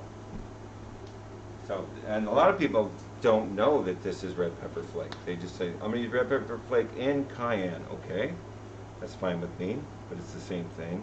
So this gets that nice heat, and it doesn't end up being a giant red pepper flake in your mouth.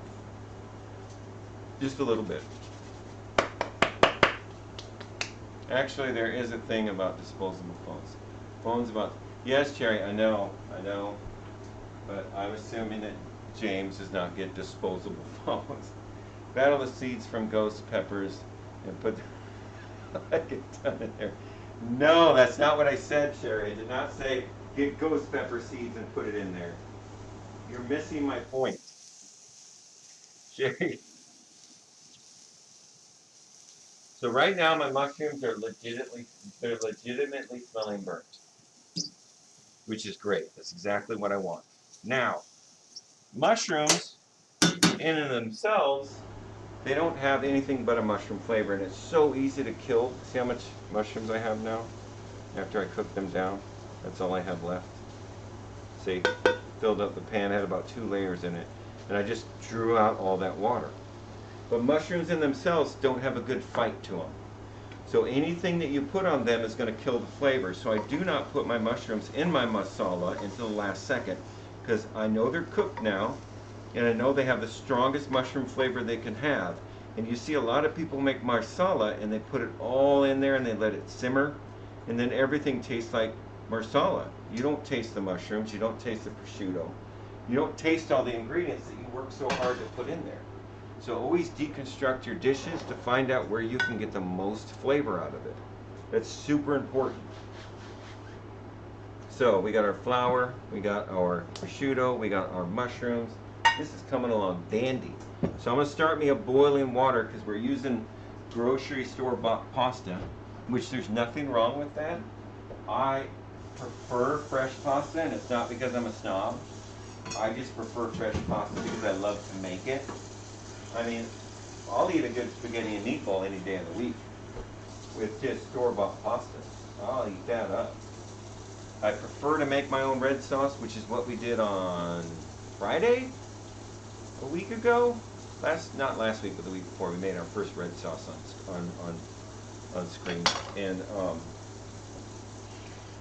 I prefer to make my own red sauce because then I can control the flavor of it. Right now, tomatoes aren't in season, so it's really difficult to get some really strong flavored tomatoes. But you can always sub them out with the whole stewed tomatoes. But make sure you look at the back of the can and make sure it says, I don't like the green stuff in pasta sauces. It's weird. What green stuff do you mean, Carrie? Kind of point, just choose to drop it. I caught the point, just choose to drop it. Oh, okay. All right. What do you mean green stuff? Help me out. I don't like the green stuff in pasta sauces. Like the herbs? Like the herbs that are run through the, like basil, and is that what you're talking about? You know, the little things in like, yeah, that's basil. You're going to find basil, oregano, and the reason you don't like that is because it shouldn't be in there. It's, oh, yeah, the texture is odd, and it's bitter. You ever had like like that Hunt's or what do you say, Prego? It's bitter. And the reason, and if you look on the back, you look under ingredients, there's a big amount of sugar in there. And the sugar they put in there is to fight the bitterness, because they put fresh herbs in there for you guys to say, wow, there's fresh herbs in here, I can see them. That is the problem, is those herbs are now cooked, and they immediately turn bitter when you cook them. That's another reason why we don't put our fresh herbs in until the last second, because they will immediately turn bitter. So the only counter to that is add a ton of sugar. So, and you've seen a lot of people make spaghetti sauce, and what they do is they immediately add sugar. But that all that's doing is countering the bitterness. Just don't put the bitterness in. In other words, don't put your herbs in until the last, and only use spices in the beginning. Then you're building that base, and then you keep those separate. But yeah, Prego's really, a lot of them, they put the basil in there so that you see it and go, look, this is authentic. This is authentic made, but it's just bitter and too much sugar. That's just them convincing you what it should look like, and then you're forced to eat it and believe that's what it should taste like. Because fresh, homemade red sauce is amazing. So we're going to start our water, which I'm not going to do over here, because we're going to do our chicken over here. We're going to get our water going. I'm not going to clean my pan, because I've got all those little tiny bits of flavor in there. So now we're going to address our chicken. Yeah, after the stream tonight, look at this, I have 2 of the exact same chef knives. Don't do that with chef knives, by the way. It's not good to rub chef knife. Oh, another thing. And I brought this up like my first stream, I believe. If you do not have a hone, so let's say you're like, so if I hone my knife every night when I go to use it, then it's going to be sharper. Yes, but let's say you don't have a hone. Let's say you're like, I'm honeless. You get it? I hate you. You're honeless. You don't have a hone. Come on, guys.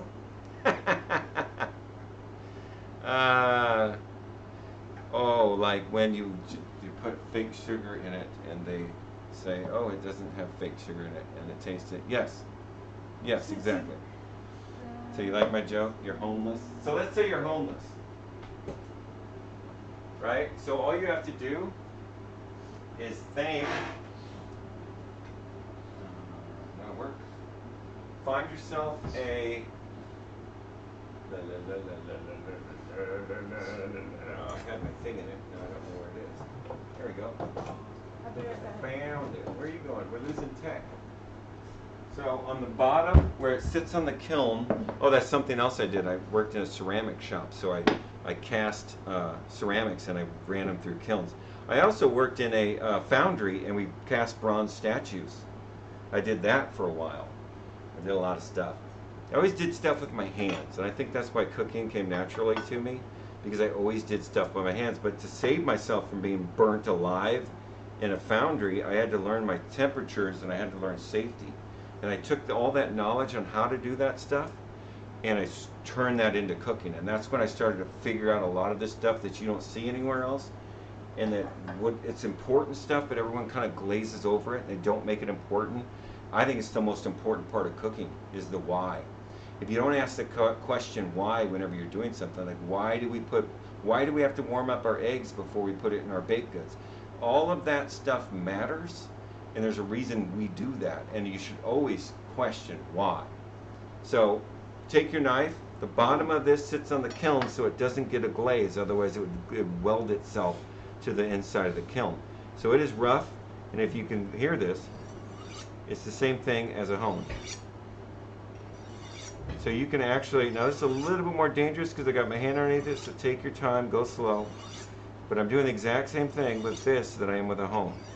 If you're not comfortable doing it over a plate, get yourself a bowl. It's the same thing. If you're not comfortable doing it over a bowl, now I know you guys know what I'm going to say. Get yourself a plate. It's the same thing. You just said if you don't feel comfortable doing it. I know. I was going to say cup. I was trying to set up the whole excitement. I hope they were going to get excited. Same thing. Okay? Does the same thing. In a pinch. So if you're in the woods and you're homeless and you have a cup and a knife, yeah. You have a cup and a knife and you're homeless in the woods, you can still sharpen your knife. Okay? Well, you can hone it. You only hone your knife, you can't sharpen it. But realistically, you should never want to sharpen your knife, because if your knife is to the point where you want to sharpen it, then you probably should have a professional do it. Because if you wreck that true edge, then the knife's no good. So try not to be homeless. All right, guys, doing our chicken now. Gonna clean off our handy dandy cutting board. We're gonna get a handy dandy sheet pan. Now I want this chicken to be dry as I can get it, because remember, we're going to put the cornstarch and flour mixture with the cayenne pepper on it, and we want it to stick. So whenever we kind of just slightly cook it off in the pan, and that's another thing that I have to tell you guys about. There's only two types of heat that you can use whenever you cook something, and that's everything. Proteins, vegetables, it doesn't matter. There's only direct heat and indirect heat, okay? So what I mean by that is direct heat is if you take a frying pan, then you have flames coming from one direction, which is below, and you put something in that, then that side is being affected by direct heat. So it's directly against the heat. So barbecue, and not smokers, but like barbecue grills where you make hamburgers and hot dogs, that's direct heat. Heat coming from the bottom and attaching it to a torch is also considered direct heat. So there's one, direct heat. And then there's indirect heat. So indirect heat is when the same amount of heat comes from all directions, and it basically cooks evenly throughout. An oven, the inside of an oven is a great example of indirect heat. Top of the stove is direct heat, oven is indirect heat. Now, as a rule of thumb, and there are very few exceptions to this, everything that you do with direct heat is for color. So if you're making fried chicken, you use it for color. If you're making, I don't care, hamburgers, anything, steaks, anything, it's for color. Cooking is indirect heat. So you color with direct heat and you cook with indirect heat. And if you follow that simple rule, then you'll be able to cook stuff through and it'll be pretty. Because you see a lot of times people try and cook something on the stovetop with direct heat, and by the time the middle's cooked all the way through, the outside is trashed. Because the outside can only take so much direct heat before it starts to burn or starts to, what's it called? Oh man, I know this word. It is whenever you burn wood and it comes off and it gets in your lungs and it makes you sick. Carcinogens. Whenever the outside of it starts to release carcinogens. Carcinogens? Does it even sound Char, yeah, yes, cat. Char, yes. But past that, whenever everything, like if you make fried chicken and the oil's too hot and you cook it and then it still isn't done in the middle, then you have to resort to sticking it in the oven to finish it. And then even then, because it's had so much abuse on the outside tends to have a little bit more of a rough texture to it, and it's released some of its carcinogens, which I believe is the correct word. If I'm wrong, correct me. Carcinogens, that's it. That was close. You were not. Yeah, goes dry and too hard, right. So, oh hey Allie, how's it going? Welcome to the jungle. We're in the middle of chicken marsala, and you stepped right in to watch me dry off my chickens, which is what I want to do. So my brine, once we use it one time, we have to dump it. So don't worry about it, it's down the drain. So you'll never see it again. You don't, unless you're doing like an immediately sticking another chicken back in there, or if you stick it in the brine, then stick it in the refrigerator.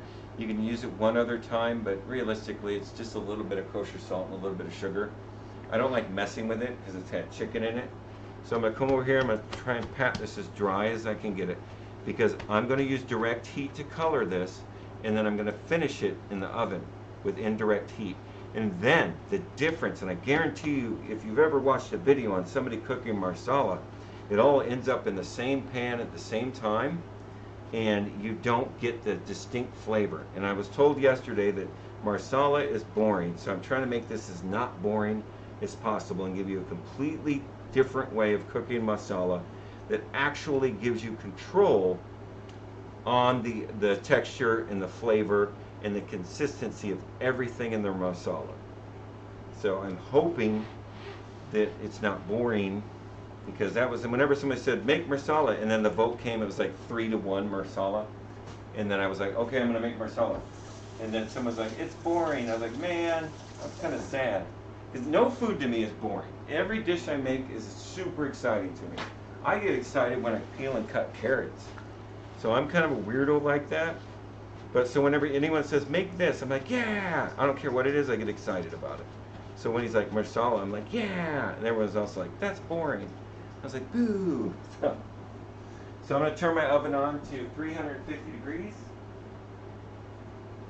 350 start. And that's kind of the standard starting point for your stove is 300. Even when you turn it on, it usually starts at 350 degrees. That's your not too hot, not too cold stage whenever food and proteins and anything you stick in the oven, baked goods. See, baked goods usually notoriously cook at a higher temperature because of the amount of air that's in them. Because once air hits a pocket inside of bread, there's not a lot of liquid in there to basically hold that heat in. So you have to create more energy inside your baked goods. So they're usually cooked at about 425.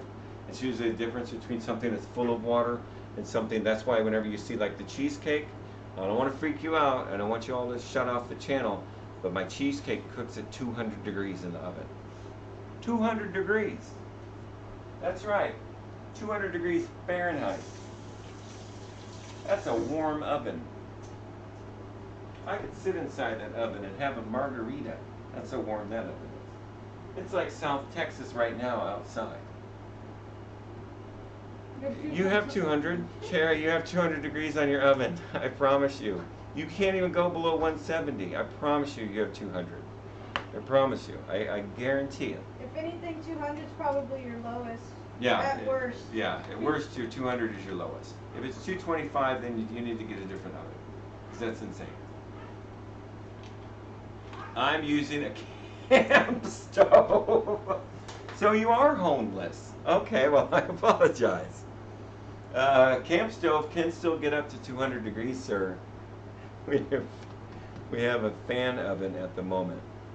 The convection ovens is 350, I think. It's no, Cherry. I promise you, it will go down to 200 degrees. I promise you. I guarantee you, it will go down to 200 degrees. I have a shack. I have a shack. Wait, if you do, then okay. But I apologize that you're living in a shack with a stove camp, with a camp stove.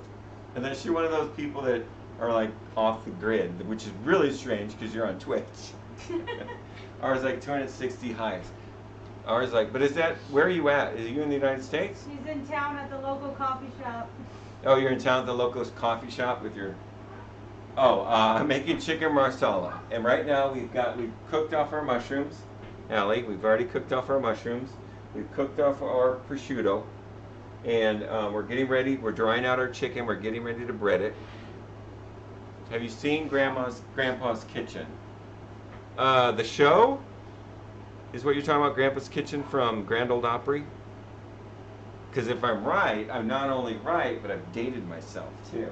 So if that's what you're talking about, let me know, because I think. Is Grandpa's Kitchen, isn't that from the Grand Ole Opry? Or am I insane? Oh, it says 175. Mom says it's broke and won't come on until 350. Really? Sherry, that's really super crazy. He cooks massive meals for orphans. No, I don't know that. That's on YouTube? Yeah, it's YouTube. Oh, okay. I've not seen that. Check it out. Oh, okay. So he's like a paella. Wow, that is insane. Yeah, he's like a paella guy. Because paella will feed an army. Yeah, okay. Just like goulash. I'll look at it. I will look at it. I will. Yeah, I bet. In paella, you can make a ton of that for next to nothing. I mean, the most expensive part of it is the protein, if you even put protein in it, because most of the time you're putting just vegetables in it. So, yeah. So, my oven's up to 165 degrees. All right, Peaky, I'll see you in a minute. Remember, guys, if you don't have an oven that goes to 170 degrees Fahrenheit, go to your neighbor and go, I really need to make this cheesecake. I need to borrow your oven for 12 hours, okay? They'll be like, sure. Not a problem. You gotta make 2 cheesecakes. You gotta make Yeah, see, you just make 2 cheesecakes and then you leave one there after it's done. Then your neighbor will be kicking down your front door to have you make cheesecakes. It's a win-win. Everyone gets cheesecake. But yeah, chicken cooks at, or I'm sorry, cheesecake cooks at 200 degrees. And that's what I'm doing tonight. And then, so we have a Showtime chicken, or we have a Showtime cheesecake for tomorrow. So I'm not just showing you. Here's a hot ass cheesecake I just pulled out of the oven. Yee, cheesecake, yum, yes. So, and the cheesecake, the reason I'm cooking it like this is it's exactly the same as my philosophy of direct heat and indirect heat. Because I'm basically slowly pushing 200-degree temperature through the cake, indirect heat, and it will cook it evenly so it doesn't overcook the outside or the top and then crack. So this is the best way to keep your cheesecake from cracking, is you cook it really slow and you just be patient. And it doesn't actually take 12 hours to cook. Most of it's cool down time, because you've got to take it out of the oven, cool it down as much as you can get it, so it's still slightly warm, and then wrap it in saran wrap and put it in the refrigerator and let it chill the rest of the way. So it doesn't actually take 12 hours of bake time, but it does take a long time. And I love it. It's an amazing cheesecake. I love it. So we're gonna bread our chicken. So we're gonna take our chicken, we're gonna drop it in our flour and cornstarch. And we're voting again. We're gonna get a straw poll working on our feed, and we're gonna start voting. And you all get to vote on which meal you want me to make for next Thursday. So come in next week, place your vote, and the most votes that's the meal I'm gonna cook Thursday. Voting ends on Wednesday, so I have time to buy the stuff for the dish on Thursday. So next Thursday's stream will be totally up to you guys. You tell me. Next week we're doing grains, so think of a rice dish that you'd like to see done, or something that you find interesting. Try and stump me with something. I'm pretty proficient. I'm pretty good at it. I understand the kind of the basics of food, so I might be a little bit hard to stump. But I really want you to find something and vote for it, because it's really something you want to see done, not to see me fall on my face, because I'll probably do that naturally while I'm talking and doing my stuff. So just try and find something that you'd like to see done, or a different spin on something that you've seen done 100 times, like this. Tikka marsala, I'm sure everyone's like, I've seen this dish made 100 times, but I'm pretty sure you've never seen the way I'm going to make it. And it makes it where it's controllable. So you're able to control everything that happens, and you're able to control the flavor, and you're able to control every aspect of this dish can be controlled. And it's going to be quite amazing, as the kids say. So my water's boiling for my pasta, so I'm going to shut that off. I'm going to bring my pan back over, because we're going to color our chicken. Because remember, direct heat colors, indirect heat cooks. So we're going to get our handy dandy, well, it's an Italian dish, let's use olive oil. Now olive oil has a lower smoke point.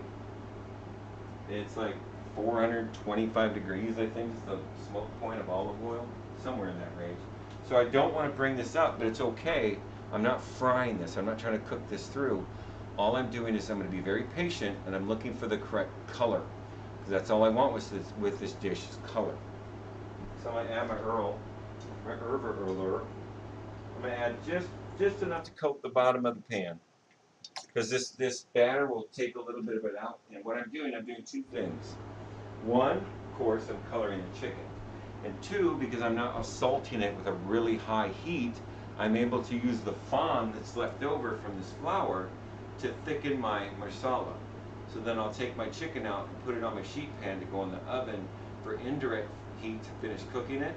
And while that's in the oven, then I'll make my marsala sauce out of the fond that's in the pan left over from there, the marsala, and then I'll start to put stuff back gradually into it, so that it has all these different diverse flavors, and they're all going to stack on top of each other, instead of just letting it sit there boil in the pan with the chicken in there.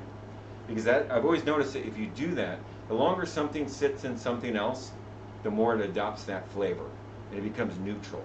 And I know you've all had soups where you've had it. What cherry poke? I mean, a simple rice dish for me would be lemon rice. Yes, Allie. Yes, lemon rice. All right, that's it. We all win. Lemon rice. Rice dish. Okay. Any vetoes? No vetoes, Cherry.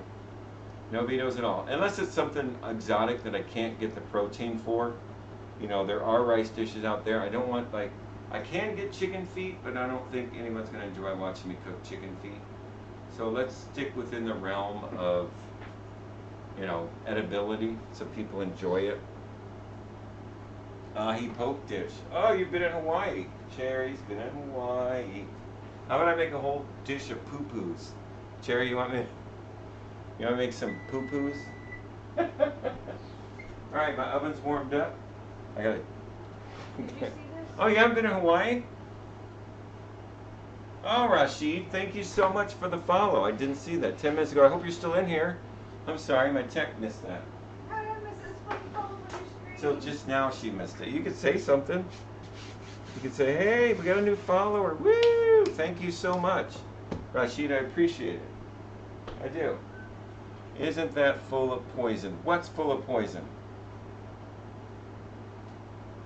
What? Oh, no puffer fish. Peaky, you're exactly right. We are not cooking puffer fish. That is not going to happen. I like food. Oh, see my oil's so hot now. See what you made me do? I gotta take it off the heat. My olive oil came up to the point where it was too hot. So all I did was I shut it off, I turned my fire down, and I moved my pot off of it. And I can just wait a few seconds till it comes back down, so I can cook it. Stuff for Cherry. What? Jerry, Jerry, help me out. Help me out, Jerry. Come on. Come on, be a team player. Something fun. One mistake, and you've got a big batch of food that'll kill you. I know. That's why I'm not doing it. Mukbang thing I saw other day was so disturbing. I need help. Yeah, I don't want to go nuts. I don't want to go exotic, but give me something in the grains family that you'd like to see cooked. Yes, that's right. We can do lamb. I don't mind cooking lamb. I love lamb actually. We could do like a curry lamb. We could do chickens. We could do an Indian food. Try and find out. We want ribs, ribs, ribs. I don't have a smoker yet, sir, ma'am. I don't have one yet. So as soon as I get a smoker, like I said, we're gonna spend a month on just barbecue. We're gonna barbecue from around the world. We're gonna do Asian. We're gonna do Indian. We're going to do South America. We're gonna do all kinds of barbecue. Do you need one? Yes, I need one. Actually, I need one that's going to handle what I want to do to it. I have a little one out back, but it is not going to be able to handle what I've got coming at it. Because I'm going to do briskets. We're going to do barbecue from all over the United States, all the different types of barbecue, like Texas barbecue, of course, Tennessee, Georgia, and then we're going to do the Yankee barbecue, and then we're going to do South American barbecue, and then we're going to do the Mexico barbecue, Asian barbecue. We're going to do barbecue from India. We're going to do every kind of barbecue, so it's basically to help you understand it's the same thing, but the only thing that's different is some process of it, and then the spices that they use make it different. That's a big point of what we're doing. So, putting the oil back on. We're going to take our first piece of chicken. We're going to test it and just set it in there. See, it was smoking. And now I got to turn my heat back up because it actually went below it. See, now it's a little too low. I'm just going to take it right back out. I'm going to set it right there until my oil comes up. Now I've got a little bit of flour in there, so it'll start making a little bit of noise. Get some kangaroo and gator in that smoker. I don't think I can get gator. I can get alligator, but I can't get kangaroo. I'm 99% sure I'm not going to find kangaroo. When's the flight? Yeah, I know. I'm excited too. Yes, I'm super excited. There's actually I don't know where it is. Is it down there? No, it's up there. There's our barbecue fundraiser. And once I get the money allocated that I need from myself, it's going to get stuck into that to get that closer to what we need. I'm getting a pit. It's going to happen. It's just a matter of how long it's going to take. So, oil's better right there. Stick my chicken back in there. There we go. Hear that? That's a nice golf clap. And that's all I'm looking for, because all I want to do is I want to color this. So I'm looking for a nice, because remember our Marsala is dark brown. See? Whoop, whoop, dark brown. And that's from cooked grapes is what gives it the color, and it's fortified with alcohol. So this is going to carry some color to it. So I'm not really going to worry about how dark my chicken is. I just wanted a nice toasty brown. Okay? And I don't want to And by the time, realistically, by the time I get this chicken to the color I want, it's going to be like 95% cooked. And all I'm going to do is just stick it in the oven just to finish the heavier parts. And the olive oil gives it a nice color also. But realistically, this chicken is going to cook. And I'm really just going to use the oven to just slightly finish it and then hold it. Because it's going to cook that fast. I'm going to go back to my store-bought pasta. Turn that back up. Now, I was talking about this all week. Every kitchen should have dried pasta in it. It's just as good. It's different. It's a different animal than fresh pasta. Fresh pasta doesn't necessarily make something fancier. It just gives it a different texture and a different flavor. This is a semolina flour, which is a wheat flour, and then most of your homemade pastas are an egg and all-purpose flour or an double aught flour if you're really into making flours. Hang on, I gotta check my chicken. Making a little bit too much noise. Yeah.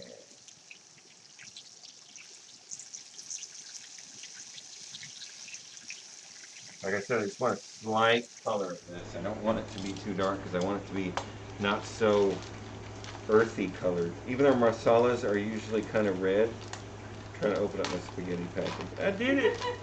What? I'm Lesson's son, by the way. Oh yeah, James is my son. No, he's not. He's my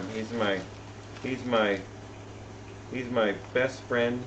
We're gonna go have gelatos at the French Cafe in Pennsylvania. I'm in Texas. He's in. Start that crap, James. Yeah, he's Marsala sauce dart. Yeah. So I got my spaghetti. Like I said, nice to meet you, BLK. You must be very proud of your dad. See what you did. See what you did, James. See what you did. I love that color. I want to get a little bit more color on these other pieces. These are fine, but I want a little more color, so I'm going to bring that heat up a little bit more.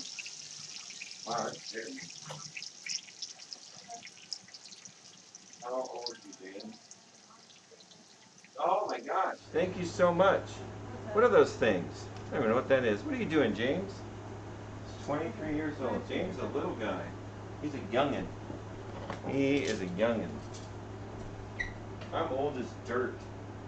So, don't let my sparkling personality and the ability to stand on my feet for 8 hours a day fool you. I'm old as dirt. I don't want to crowd my pan with this because I don't want it to steam. I don't want steam coming out of this chicken and start to steam the chicken. So I want to keep space between all my chicken. Oh, James. What? I ain't seen your mama, but wow, James. He's 9,000. James, I don't think that math is right. I'm 52 years old. All right.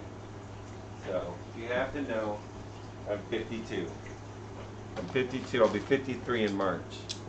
I know. I'm old as dirt. I told you I was old as dirt. Wow, ain't seen your mama, but yeah, half his age. That's right. Let's just say he's young enough to be my son, but James is not my son. Yeah, that's why when I start rattling off all the stuff I've done in my life, everyone's like, and then what you do? Like, I've done a lot. I came from a military family. My dad was in the Navy for 21 years, so we got shipped everywhere. So I would always find something to do. I worked in that, when I said I did the pottery, I was like 14 years old. I was working in the basement of a ceramic shop with the old owner, and him and I would go down there on the weekends, and we would just pour slick into these molds and then wait for them to set, and then we'd break them apart. That's the first time I ever had chewing tobacco, and he gave me some, because he always used it. He gave me some, I had no idea what it was. So I have it in my mouth there, and I didn't know that I'm supposed to spit it out, so I'm just drinking that stuff. In a hot basement, and then the room started to spin, and then, let's just say I went home early from that day of work. Yeah, he's pretending for the inheritance. That's it. No, James came in like James came in like the first. I think the second stream I did, James was in here, and he started dropping bits all over me, and I didn't know what to do. So I was like, "Whoa!" He's been a super supporter of what we're doing. He's always in here. This is actually his dish. He's the one who demanded that we cook this. Aw, thank you so much, Kat. I appreciate that. Yeah, I get that a lot. I do. Now I'm old as dirt. I am. But let's see. I'm 52. I act like I'm 12, and I look like I'm 40. So there. Put all that together, because that's kind of what it's like. I'm childish, and everything makes me happy. Everything excites me. I get up in the morning, and I don't sleep. I rarely sleep very long. So when I'm up, I'm up. So I get out of bed and I'm running around like a crazy person. I've done this my whole adult life, and I don't know why. I was ADHD before it was cool. I was ADHD before they made medicine for it. I was like pre-ADHD. There weren't even numbers. They weren't even letters they gave us. They were just saying your kid's a brat, and then everybody back then everybody would spank you. The mailman would spank you, your neighbor would spank you, some stranger in the grocery store would spank you. Everybody spanked you. So being a hyper kid, I got spanked a lot. So I just never grew out of not the spanking part. I grew out of that, but I never grew out of being hyper. See how dark that went?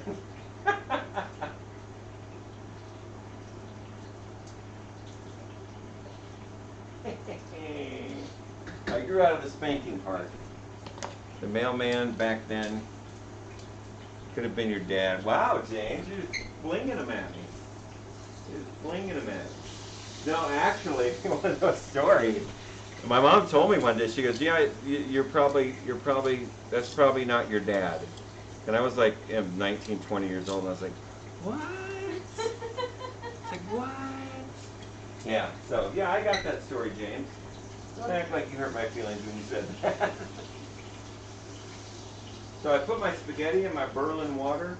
I got my nice colored chicken. I'm gonna shut my pan off. Actually, I'm just gonna turn it down because I'm gonna create the sauce in here.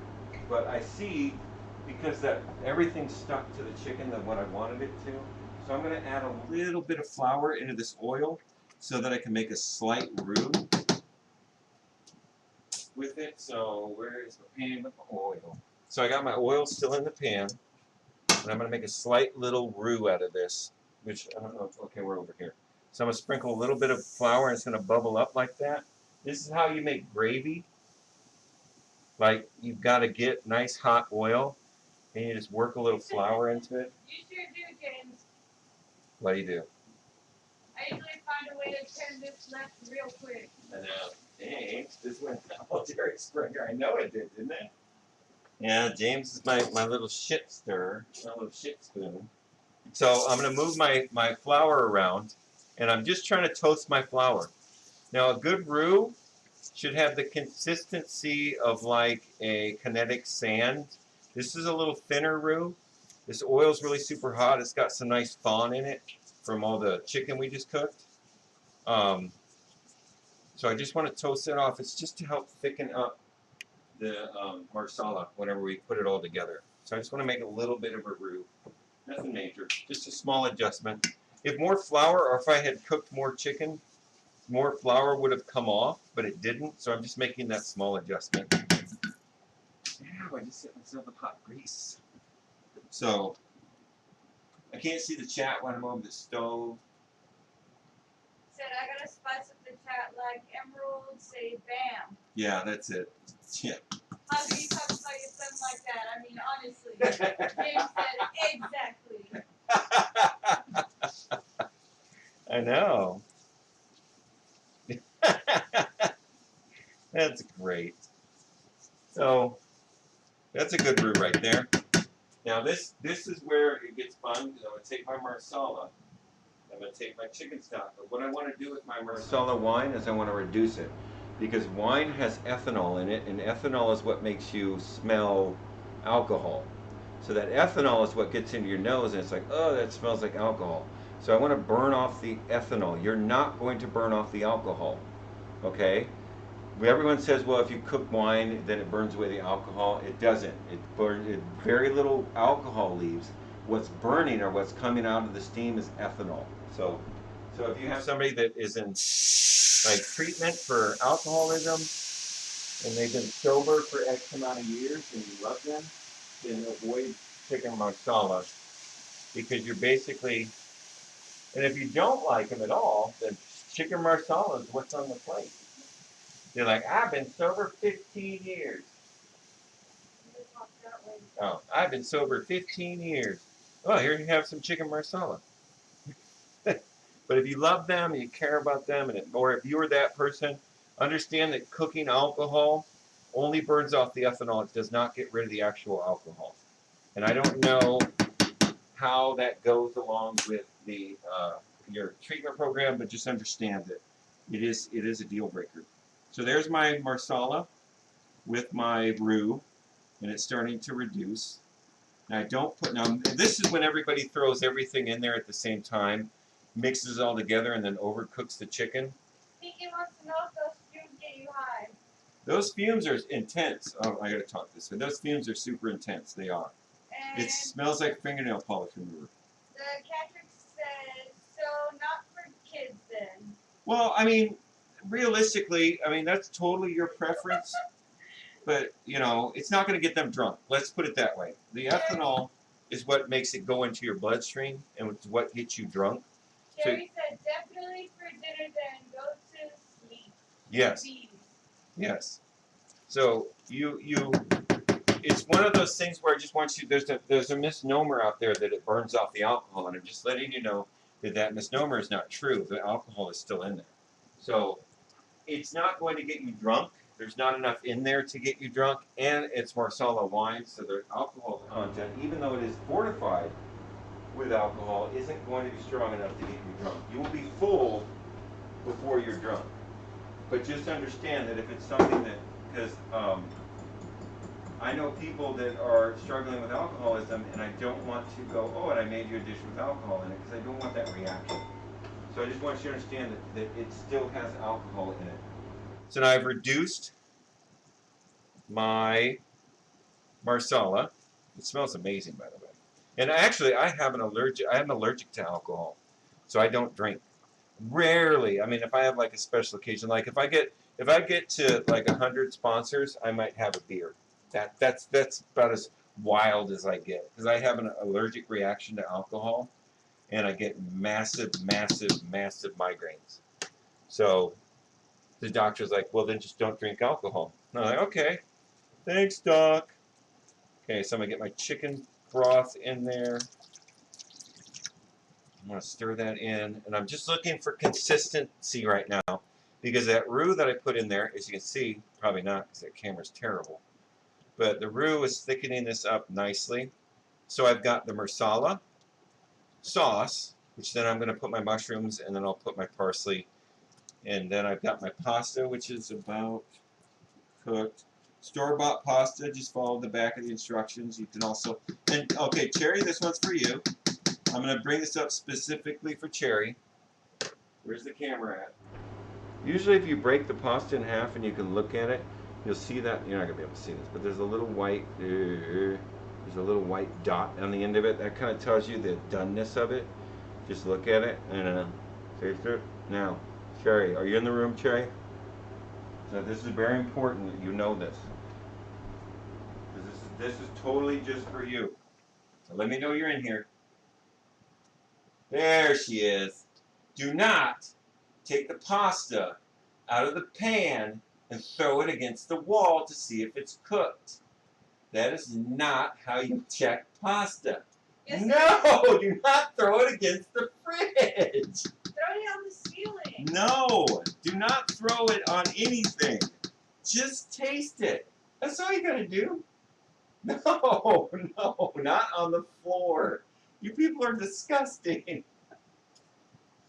No, you just taste it. That's all you gotta do. I never understood that. That became a thing.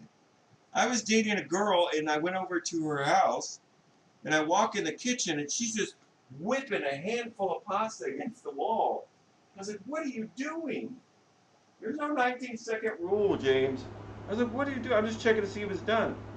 I'm like, pasta's been around for thousands of years. There has to be a better way. Weren't walls at one time made of dirt? Why are you throwing pasta against dirt? Come on, folks. I knew you were going to say that. Sherry? So, yeah, just pop it in half, look at it, and then bite off a little piece and go, that's where I like my pasta. Al dente means to the teeth, so it should have some bite to it. Americans aren't big on crunchy pasta, so they don't really like it al dente. What? Oh, they don't really like it al dente. So cook it as long as your guest or yourself like your pasta cooked too. Against the teeth. No. Like you said. No, not throw it against He the. said, stick it on your face. No, guys, no. Just take it out of the pot, grab yourself a little piece, and pinch it in half and look at it. Then put it in your mouth. Don't throw it at your teeth. It still won't stick, and it certainly won't stick to your face. No, that pasta's done. Gosh. Throw it against your teeth. That was a good one. That was funny. I like that one. I'll have to remember that. I knew when I was making pasta that I had to bring out that disclaimer. I knew it. Do not throw it anywhere. So we're going to strain our pasta. It's almost coming together. Hey now. That's where I keep James. In the pot box. All right. We're going to pour. Now what I want to do is I want to pour out this pasta, but I want to save a little bit of the liquid. If I'm not careful, I'm not going to. I got to get it out faster than that. There we go. I got a little bit of liquid left over, and that's if I need to bring that pasta back to being not sticky. So I'm going to use my instant couple thermal thermometer. Oh, right. Yeah, I remember that. Sherry's bringing up the past. Sherry, that's the past. I'm putting the chicken in the oven because I want it to cook through. No, there are not scarecrow cubes. Yesterday we were having a conversation about fresh garlic. And the conversation got to the point where, I know you didn't say it first, nor did I. So on the bottom of fresh garlic, you see those little straw-like pieces, and that's when you know it's the bulb should be completely encased, and the bottom of it should be dry and not moldy or black. Wait, where are we at? So I told her, it slipped out of my mouth. I was like scarecrow pubes, and then I tried to run right past it really quick, like nobody heard me, because it just popped out of my mouth. But I said it, and it was out there, and she latched onto that. She latched onto that, like, and then the whole conversation just rolled around that for a little while.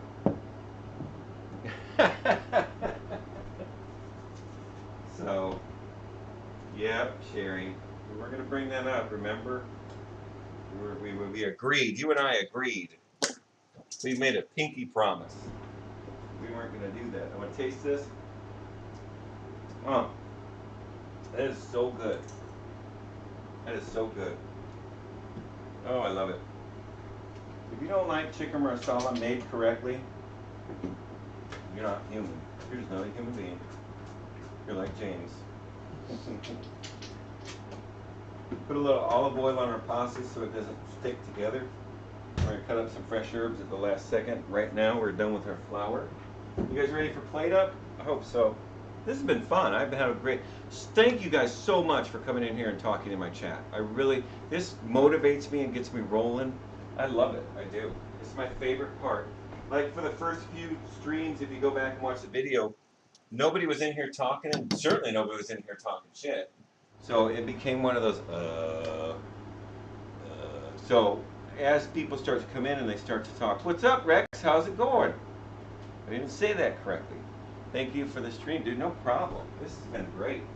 Tell your friends, tell your enemies, tell your friends' enemies, tell everyone you know to get on Twitch and come by and follow us so that we have more people.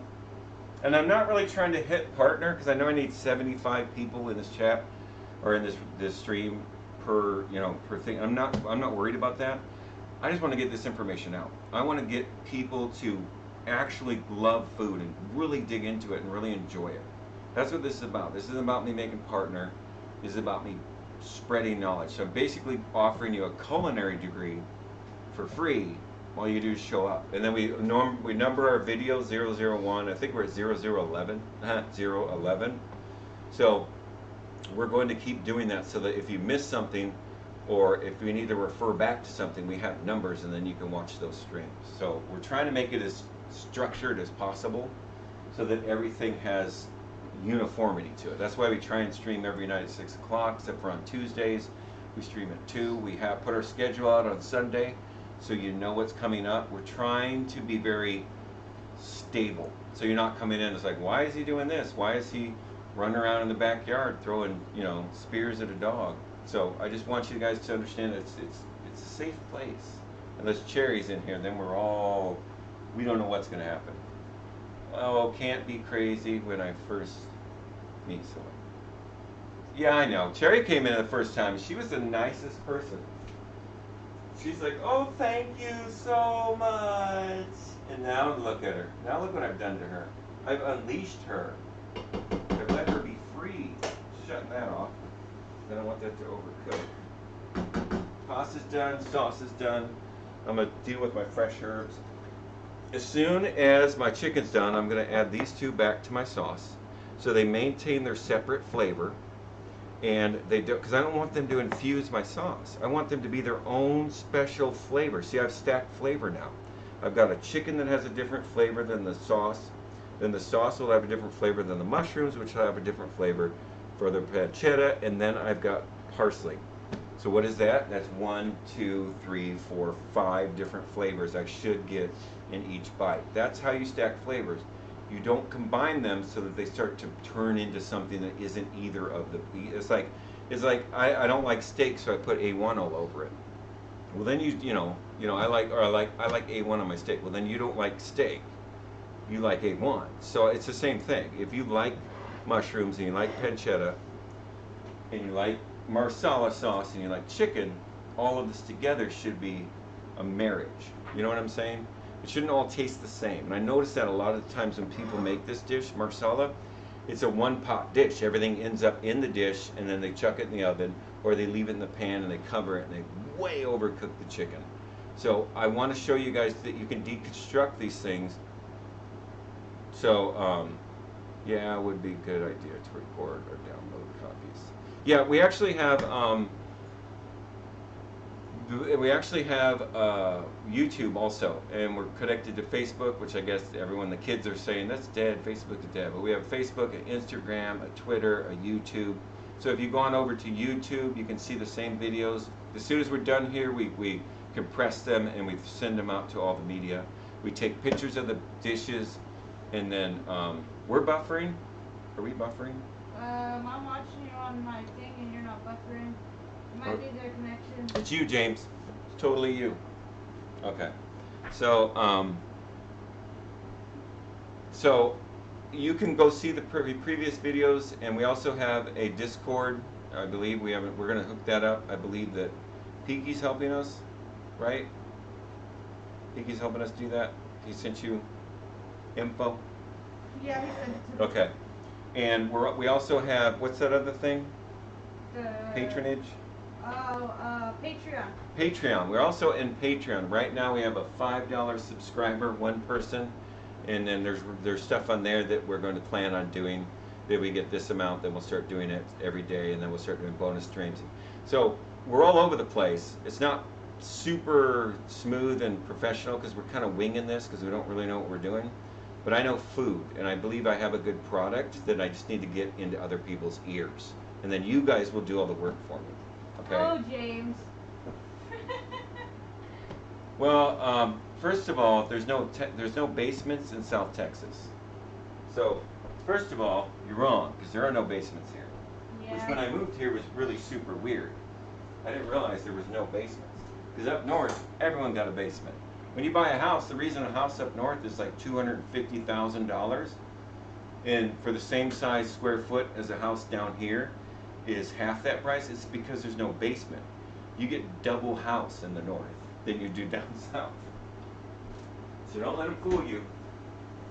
Oh, that chicken smells good. That chicken's pretty cooked. All right, I'm gonna tempt my chicken with a taste of nuts and honey, just like James does with his kids and his dinner. Nope, almost done. I'm gonna put that chicken in a little bit longer. But you see how I'm controlling this dish? And when you learn how to cook, you should always control what you're doing. I sent you stuff for your straw poll, and I'm happy to help if you need advice for other things. Absolutely, I appreciate that, Piggy. I really do. I do. It's long ago when I lived in Georgia, we had a basement. Yeah, I know. Down south, we'd have no basements. They have like there's a soul food restaurant that's technically in Oh, a it's beautiful. in a basement, but it's not in a basement. It's actually on the other side of the building, facing the water. That's actually street level, but on the where the actual restaurant is, it's under a parking lot. So it's technically in the basement. You got to go down an elevator and you got to walk down these shady hallways. Then you got to go down this ramp and you turn in there and it's like authentic soul food. Like they have another area where they sell clothes from like the 70s and it's not vintage. They really believe that those stuff is in style. But it's great. I love going down there. It is so much fun to go down there. The owner's there. He'll come and sit at your table with you and talk. He's a doctor, so you call him doctor, and he's all nice about it. So I love that place. It's only open for lunch on the weekdays. They've been down there forever. Great place. I love it. It's called Portis's Country Kitchen, and that's with all K's. Which is ironic because somebody said that I should open up a restaurant called Kevin's Country Kitchen with all K's. I was like, I can't do that. And I'm gonna let you figure out why I can't do that, and then we'll leave it at that. Yes, if you ever come to Corpus, that is the place to eat. Yes, Corpus Kevin's place is to eat. amazing, and it's all based on the honor system. Where are you at, Catrix? Sit down. Yeah, it's based on the honor system. You go down there and you tell them what you want, you sit down, and then you go up to the cash register and tell them what you ate. And they go, okay, and they type it up. Nobody checks on you or sees what you had. They just go with what you tell them. Oh, England. Oh, wow. I'm super excited whenever we go. I hope you're here whenever we go to the European regions and we cook food from England and we do some, because you guys, honestly, I can't think of anywhere in the world that the British Empire did not affect directly. I was raised in Plano. Oh, nice. Yeah, we're in Corpus. Oh, of course. But yeah. So I can't wait because I went to the Bahamas. My boss flew me to the Bahamas so I could cook for his family. And I was excited to get real food from Bahama. And I sit down, it's all British food because the British Empire ruled the Bahamas forever and literally changed their culture and how they ate. That fascinated me. I was just like, really? And I was like, British food in the Bahamas? So I can't wait. I'm super excited about everybody's country because I want you in here so that you can go, well, that's not how we do that. You know what I mean? So I really want that. I want that feedback.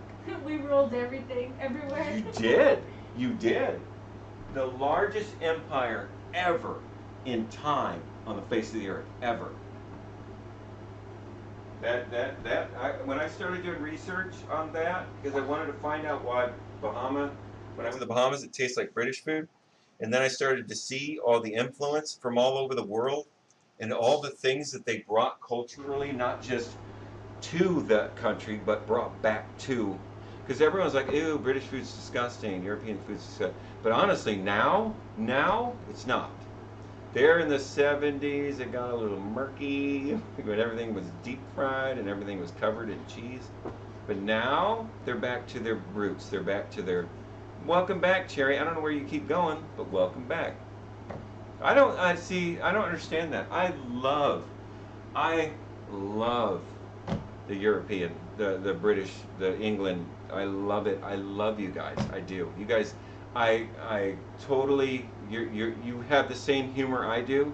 It's snarky and a little bit non-politically correct. And my favorite show for years and years and years has been the Mighty Boosh. I love that show. I even got the radio version of it, the original radio version of it. So I love your humor. I love your culture. I love your food. I love your influence. More than anything, I love the amount of influence. And not all of it's great, obviously, but the food influence that you guys have cultivated all over the world is just fascinating to me. I know. I know. That's where I get my humor from, because that's some hard humor. That's hard humor, and it's always hard. There's nothing. Even the light jokes are hard. That's why I like it. I love it. So, no, you got a home in this stream. I'm telling you that right now. You can come in here, and you can relax. Take off your, I was gonna say knickers, but I know what those are. Don't take off your knickers. Leave your knickers on. Sit back and enjoy yourself. And we're gonna finish our masala. I think my chicken's done. I may have to thin that sauce out a little bit with a little bit of that chicken stock, maybe. And after all this time, our kids sound more American every day. I know, I know, I know. But you guys still have your food, and that it is so good done correctly. And there's so much bad England food that is so bad, and it's such copied and recopied that by the time it makes over here to the States, it's not the same thing. Yeah, oh, Sunday roast, English breakfast, oh, blood sausage, oh, don't get me going. Don't get me going. English breakfast. Have my English breakfast with a side of breakfast. Yes. So, we're going to check our chicken. Check. Okay. Cherry, I said check our chicken. Yep, we're good. Chicken's good. Yep, 155. That's how fast this thermometer reads 155. That one's about 160, so we're good. Chicken's done. I'm gonna shut my oven off, bring my sauce back up. Now we're gonna slightly start bringing this. Now we're gonna bring the whole dish together. I'm gonna take my mushrooms. I'm gonna put them in my marsala and let the little juice that kind of stuck into the bottom of the bowl stay in there, or pour that in. I'm gonna bring in my my prosciutto. I'll mix that up. Oh, I hope you're still in here, James. You said your phone was gonna die, and you haven't said anything lately. This was your dish, so I hope you're still in here. Yeah, that's a good texture right there. I don't mind that. I'm gonna move my chicken. We're gonna get our plates. We're gonna plate this up. See the chicken? Look at that. Nice blonde colored chicken. Just a little bit of toastiness on it. Remember, everything's not fried chicken. Especially a Marsala chicken. It shouldn't have that. I gotta flip my cutting board. Shouldn't have that fried chicken color to it. You want it to look delicate. You don't want it to be all crunchy and hard. Into a fancy plate right here. Get rid of my Kirsch salt. Get my chicken. Start with my pasta. When the pasta sits in the sink like it has been, if you look, it's kind of starting to gum out a little bit. So I'm going to add that pasta water. I'm going to throw it back in that pan with that warm pasta water to kind of let it loosen up a little bit. I know it has olive oil in it, but there's not a lot of water in this pan. I just saved maybe half a cup. And I've just kind of wet it a little bit. Huh? What's wrong? What? Oh, yeah. You're not fast enough. I'm sorry. All right, you ready for plate up? We're going to take some fresh parsley. Oh, fresh parsley. Remember, we only want the herbs, so we're just picking the leaves. We don't want the stem, because that's a spice. Spice goes in first. Herbs go in last. So we're just picking some nice, clean looking. And I'm left-handed, and if you look, my cup is from a Where's it? Where's my camera? Left-handed brewery. Yeah. So, suck it, folks.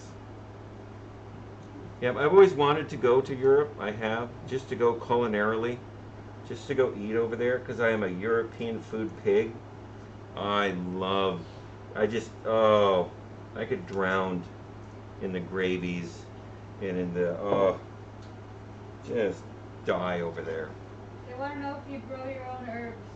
I do not actually, and there's two reasons. One, I was working out of house for 2.5 years, and I just recently got back to my house. This one, so I haven't had a chance to start a garden, and the only herbs that you can grow consistently down in South Texas that don't require, because I can get one of those indoor ones, but the only one you can grow consistently is rosemary, because that'll grow anywhere. But I'm not a fan of rosemary. I just think it's too much. Rosemary is like A1 steak sauce of herbs. You don't like the flavor of something, throw rosemary on it. So I'm not a big rosemary fan. So I haven't had a chance to start it, and I gotta wait for it to cool down again. It's just too hot. They'll fry, the day sun will fry these herbs. So we're gonna take some of the parsley. We're gonna get our chef knife, and remember, we're doing the exact same cut we did with all the other ones. Bodies at an angle. And we're gonna start working that cutting blade, which is in the middle of the knife, through the herbs. Because remember, we want to get this on the plate as soon as we're done cutting these, otherwise they turn black, and you never want to put heat to these because they'll turn black and bitter. So all we're trying to do is cut up a good amount to sprinkle. We're going to throw this into our pasta so that it's got a nice, use our chopping blade a little bit, so it's got a little color in the pasta. That's really what we're looking for, because remember, we would put cayenne pepper. We could put red pepper flake into our spaghetti pasta noodles, but I don't like the big red pepper flakes. Most people don't want to bite into them unless they're eating a pizza. So let me cut this one up rough. I'm using the back of the knife now to chop, because that's the chopping blade. That's where all the weight is. It doesn't take much to push down. That looks good. Okay. I gotta kind of hurry because I gotta serve this warm. So take pasta, good amount.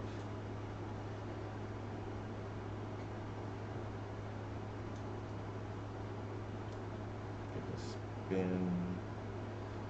Love it. Get over here, stray pasta. You guys are seeing this. That's enough. I don't want to go crazy. I'm gonna need a little bit more parsley for the finish. I don't mind some good old-fashioned leaves hanging out on. If they're reading something in the chat, just let me know, because I'm kind of focusing on this plate up. If they're asking me questions or something, just let me know, please. I don't know. No naan bread? No naan. Oh, naan bread. We're going to make naan bread too. Oh, I can't wait till we get to breads. I can't wait till we just keep going. I just can't wait for all the different experiences and the cultures and because like I said, I was a personal chef for 6 years, and I never cooked the same dish twice for 2 years. So I always had to explore different countries, different cultures, different foods. So I'm not like a restaurant chef that had to perfect a dish. I'm a chef who had to constantly reinvent the wheel every time he made dinner, because they didn't want the same thing over and over and over, because they always wanted something different. So right now, all I'm doing is putting a little on for the bottom, for underneath and that looks freaking amazing. The dog is barking at. Let me see. I don't see anybody. So then we're going to take our chicken. I like this piece. We're going to put our piece of chicken on there. Just going to put one. Yeah, that looks like. Huh. God.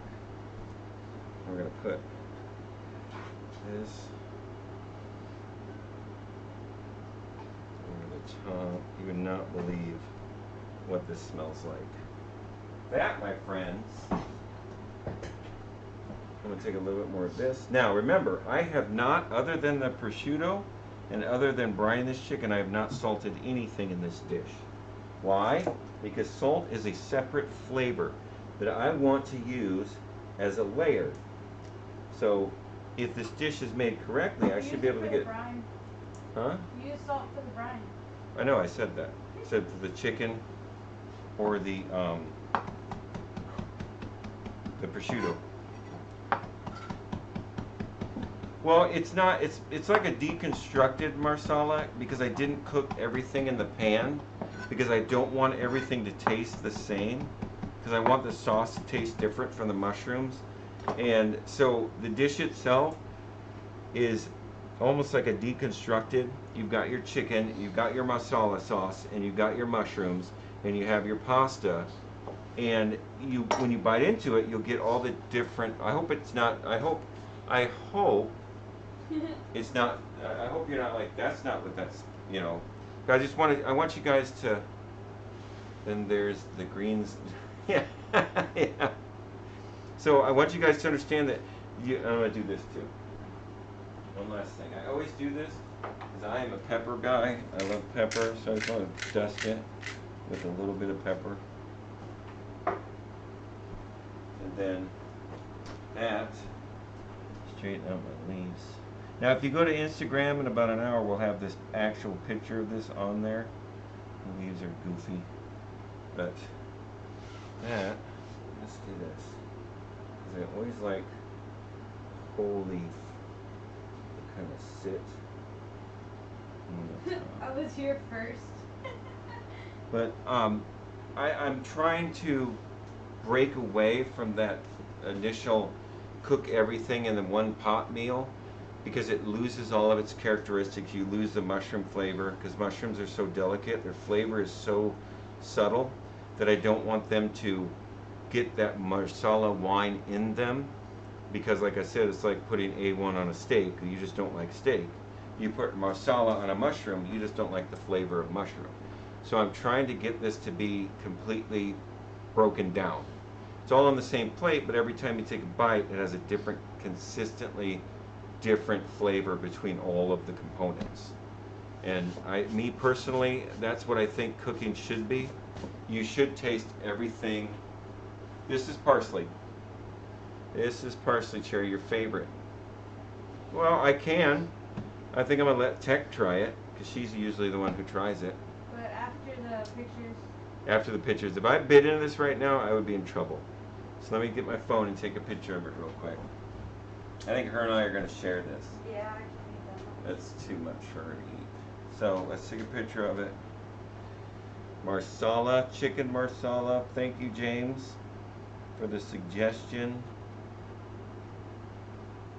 Spin it around in case it has a prettier side to it.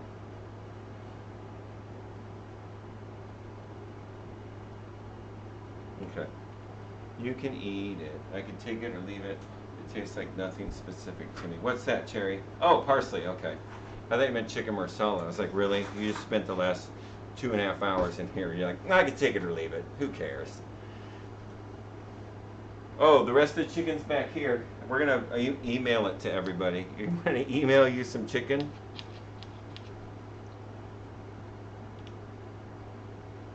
She's trying to piece. Oh, okay. You made at least 7. I know, I made a lot of chicken. We have other people to feed. Yeah. Well, he has it. She's getting it. Dang it. That's why we took a picture first. Because she's stabbing the hell out of this. Oh, well. Okay. No, you heard it from the tech's mouth. Rah rah rah. So that can only mean it's good. So no, how is it? It's so good. That you see, and that's because we kept everything separate. I probably could, but I would hurt myself. James.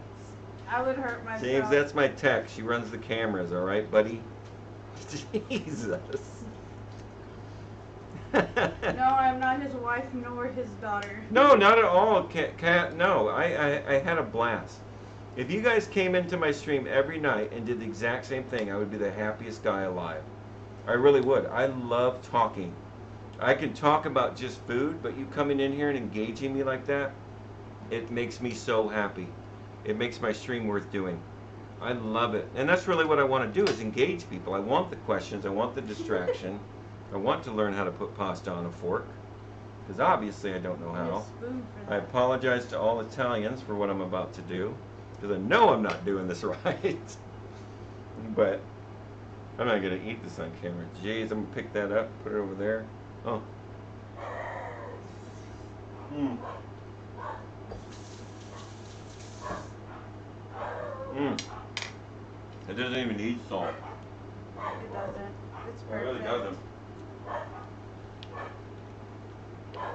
Yeah, James, that's right. That's why if you do a look, this is always so much. Aw, thank you, Rex. Thank you.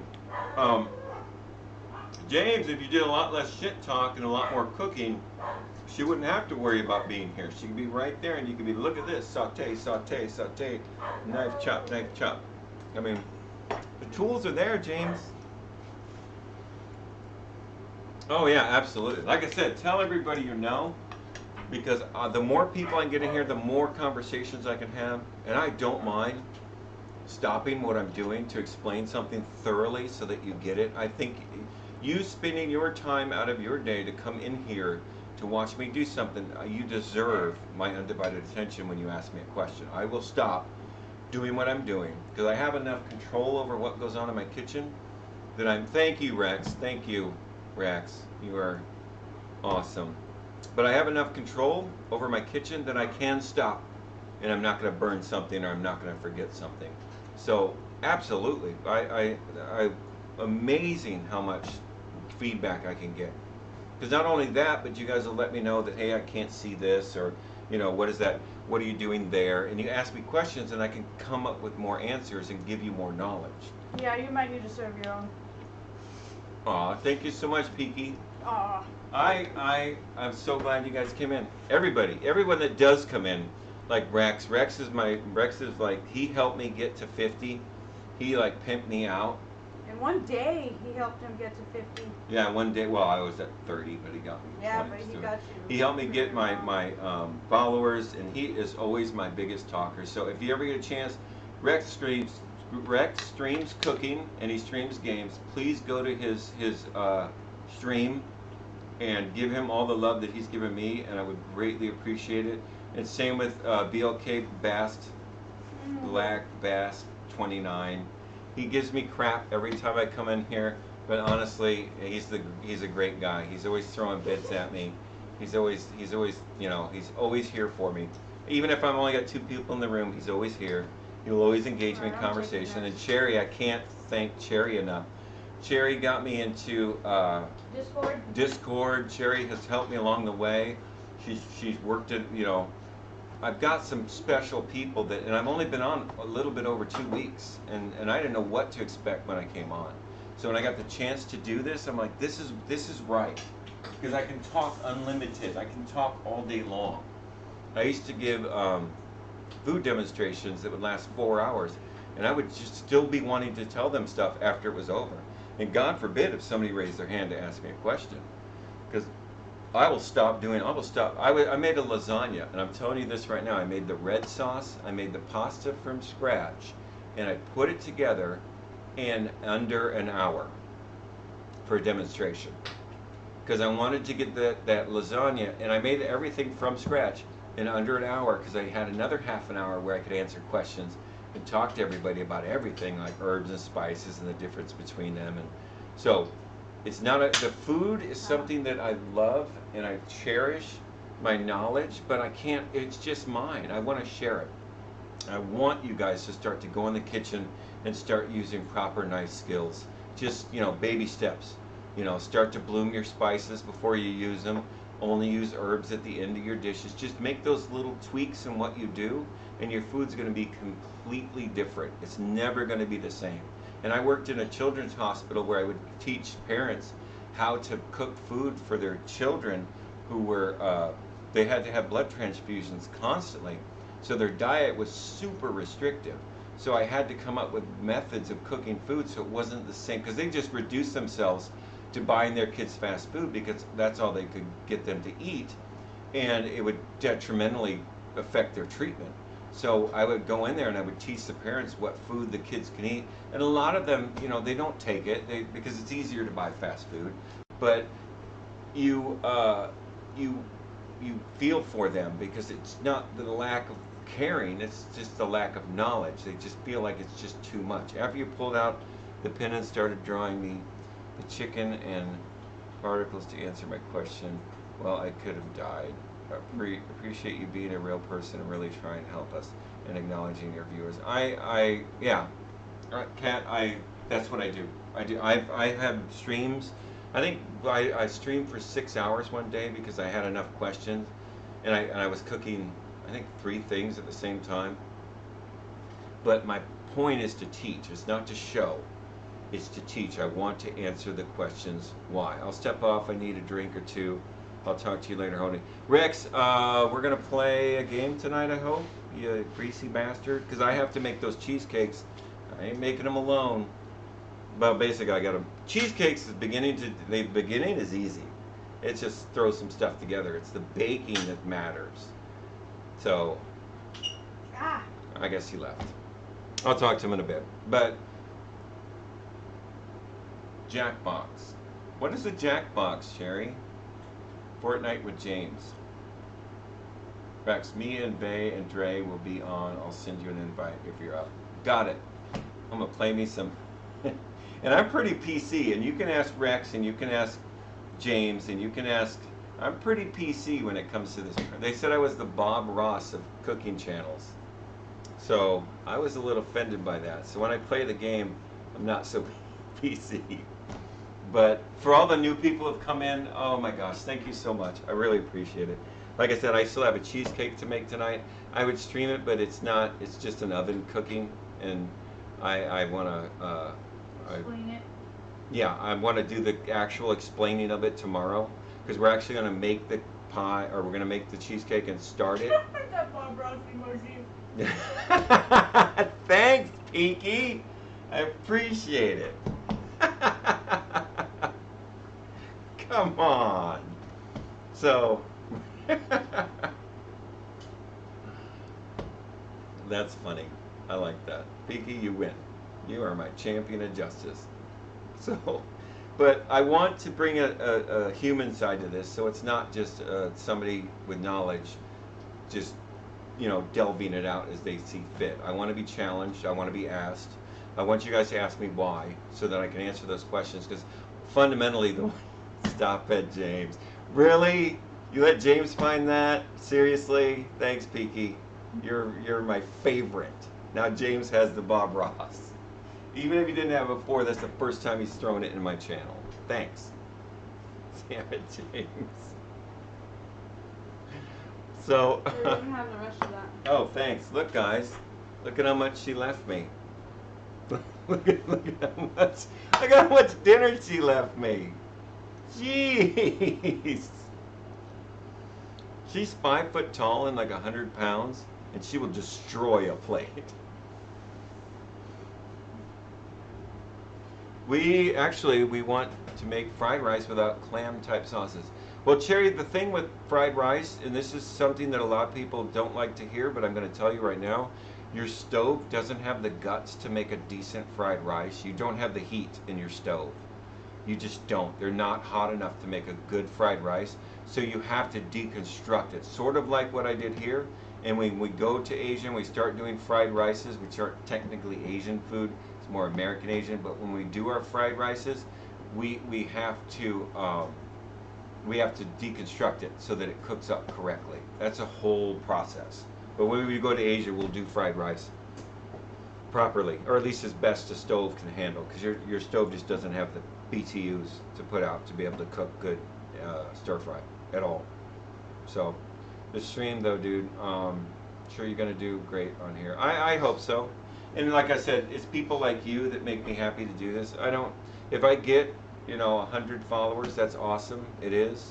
And if I get subscribers, that's great. It is, but totally, it's people like you guys, Cherry and Peaky and Kat and James and everybody that's come in this room. If you guys just come back, look at our schedule and try and make it here. If not, we'll post the videos. I've got some change in work, so I don't know if we'll consistently be streaming at 6 every night, but I will do my best to stream every day. And then if it gets wompy a little while, because we do catering events, like weddings and stuff like that, so some of that gets wompy. But you'll know prior. I should know a couple weeks before, so that my schedule comes out. So if you be patient with me, it'll all calm down once the season's over, and then we can get right back into stability. But that's the only news that I have about 6 p.m. every night, 2 p.m. on Sundays. And if there's a better time, because I know you guys, it's like, what, 3 o'clock in the morning in England? And if it's something that you guys enjoy doing, we can do earlier streams, bonus streams, so that you guys have the opportunity to come and have the same, enthusiasm and excitement. I'm totally liquid when it comes to what we're doing. I am. Totally up to you guys. Like the dish next week on Thursday, when we get the straw poll thing going, you guys come in and vote, and then that's the dish I'll make. So please, by all means, it's totally on you guys how far this goes and what we do with it. We'll be back for sure. Sometimes we are busy, so won't always be able to talk, but at the very least, we will put up on a view when you're on. Excellent, thank you. And if you have friends, please let them know. I always like it when there's 10 to 15 people in my room, just so I know people will start talking. If there's 5 in my room and everybody's chatting, super happy. James is throwing bits at me like I was a stripper, so I appreciate that. And you guys are great. I love it. I found a small group of people that get what I'm doing. And it's not about me bragging about what I've done and that I'm a chef and that, ooh, look, he's a chef. It's about connecting and helping you guys get better in the kitchen. That's what this is about. That's the most important thing to me. And was it James that said I think it was James that said he... Says Rex cheered 100 bits. Did you see that? Yeah, that was 10 minutes ago. Okay. But he said that he bloomed his spices before he made his tacos. Yeah, that's what I was thinking. You should give James a little dance for the bits. I'm not going to dance. I draw the line at dancing.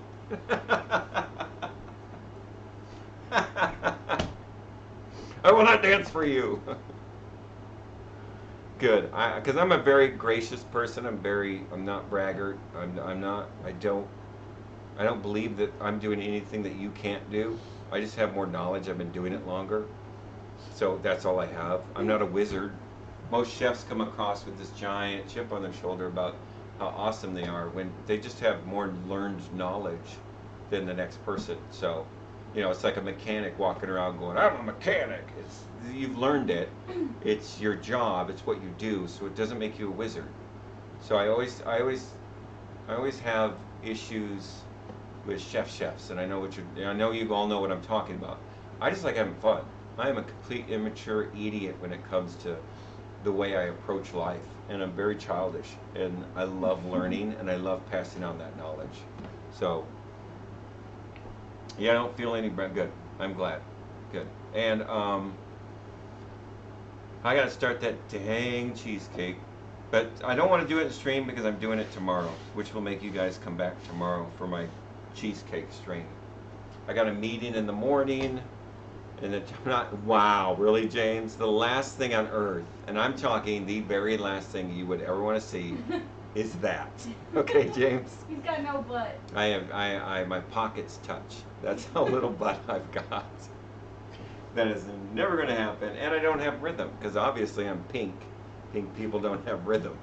So that is not going to happen. But, wow. James, you are my favorite. I bet. Oh, wow. Yeah, I need some rump steak, and that's right. I'll get some rump steak, and I will cook it properly, and I will serve it to you. I will not. That is the only rump steak you will see in my stream. Actually, we made Chateaubriand yesterday. We made a steak Alfredo, and I used the Chateaubriand to do it. So I was super excited about that. It got devoured, of course, just like this dish just did. But Dab, really, Cherry, where have you been stuck in a basement? Is that what's wrong with you? Oh, there. You see where James put that? That's my son. That's my actual son. That is not James that you're looking at right there. That's my actual. I That is told a him. real ginger. Yeah, that's my ginger baby. I love him. But that's my son, and it is not you, James. But I was working on the computer, and I was like, oh, whoever subscribes to me, they're gonna get my son's face. So I took a picture from his Facebook page, and I made it into the little thing. And he walks in, and I was like, look, I made your face, and he was like, cool, and he just walked out. So, yeah. So if you do subscribe, you get my son's face. So if that's worth anything. No, thank you so much, Kat. Thank you for coming by. Thank you for talking. Thank you for engaging us. And no, my son is not. He's not cut from the same cloth as me. I love him more than anything on earth, but he is not a chef. He does not have the chef drive. Actually, the first time I ever went over to his house, he made me fried chicken and whipped potatoes. I know he called me like 6 times to make that dish. Because I was coming over. Yeah. So, super great. You guys came by. Did you set something up What do you mean? to raid? I don't know who to raid. You guys got any suggestions on someone we could raid? It's your channel. You tell me. You tell me where you want to go. First one to type something in, that's where we're going. That sounds fair. Let me eat some more of this. Let's see. Hurry up before Tech gets it. Hands Off Gaming Channel. There it is. Kat wants us to go to Trucker Gemini. Okay. Got it. Wait, who? Okay. That's their name? Sarah, you came in second. That's what she said. Trucker Gemini. Oh my God, this is so good. I know, Cherry, you came in second. I'm sorry.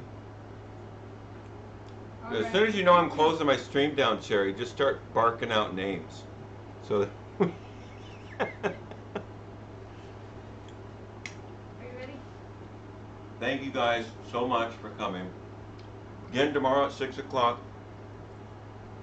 Making our cheesecake, having some conversations. And I'll see you then. Come with some questions, okay? Sit up there and think of some questions. Go look at the menu and then think of questions you have on how to cook that meal. Yeah. So, good. And bring your friends, please.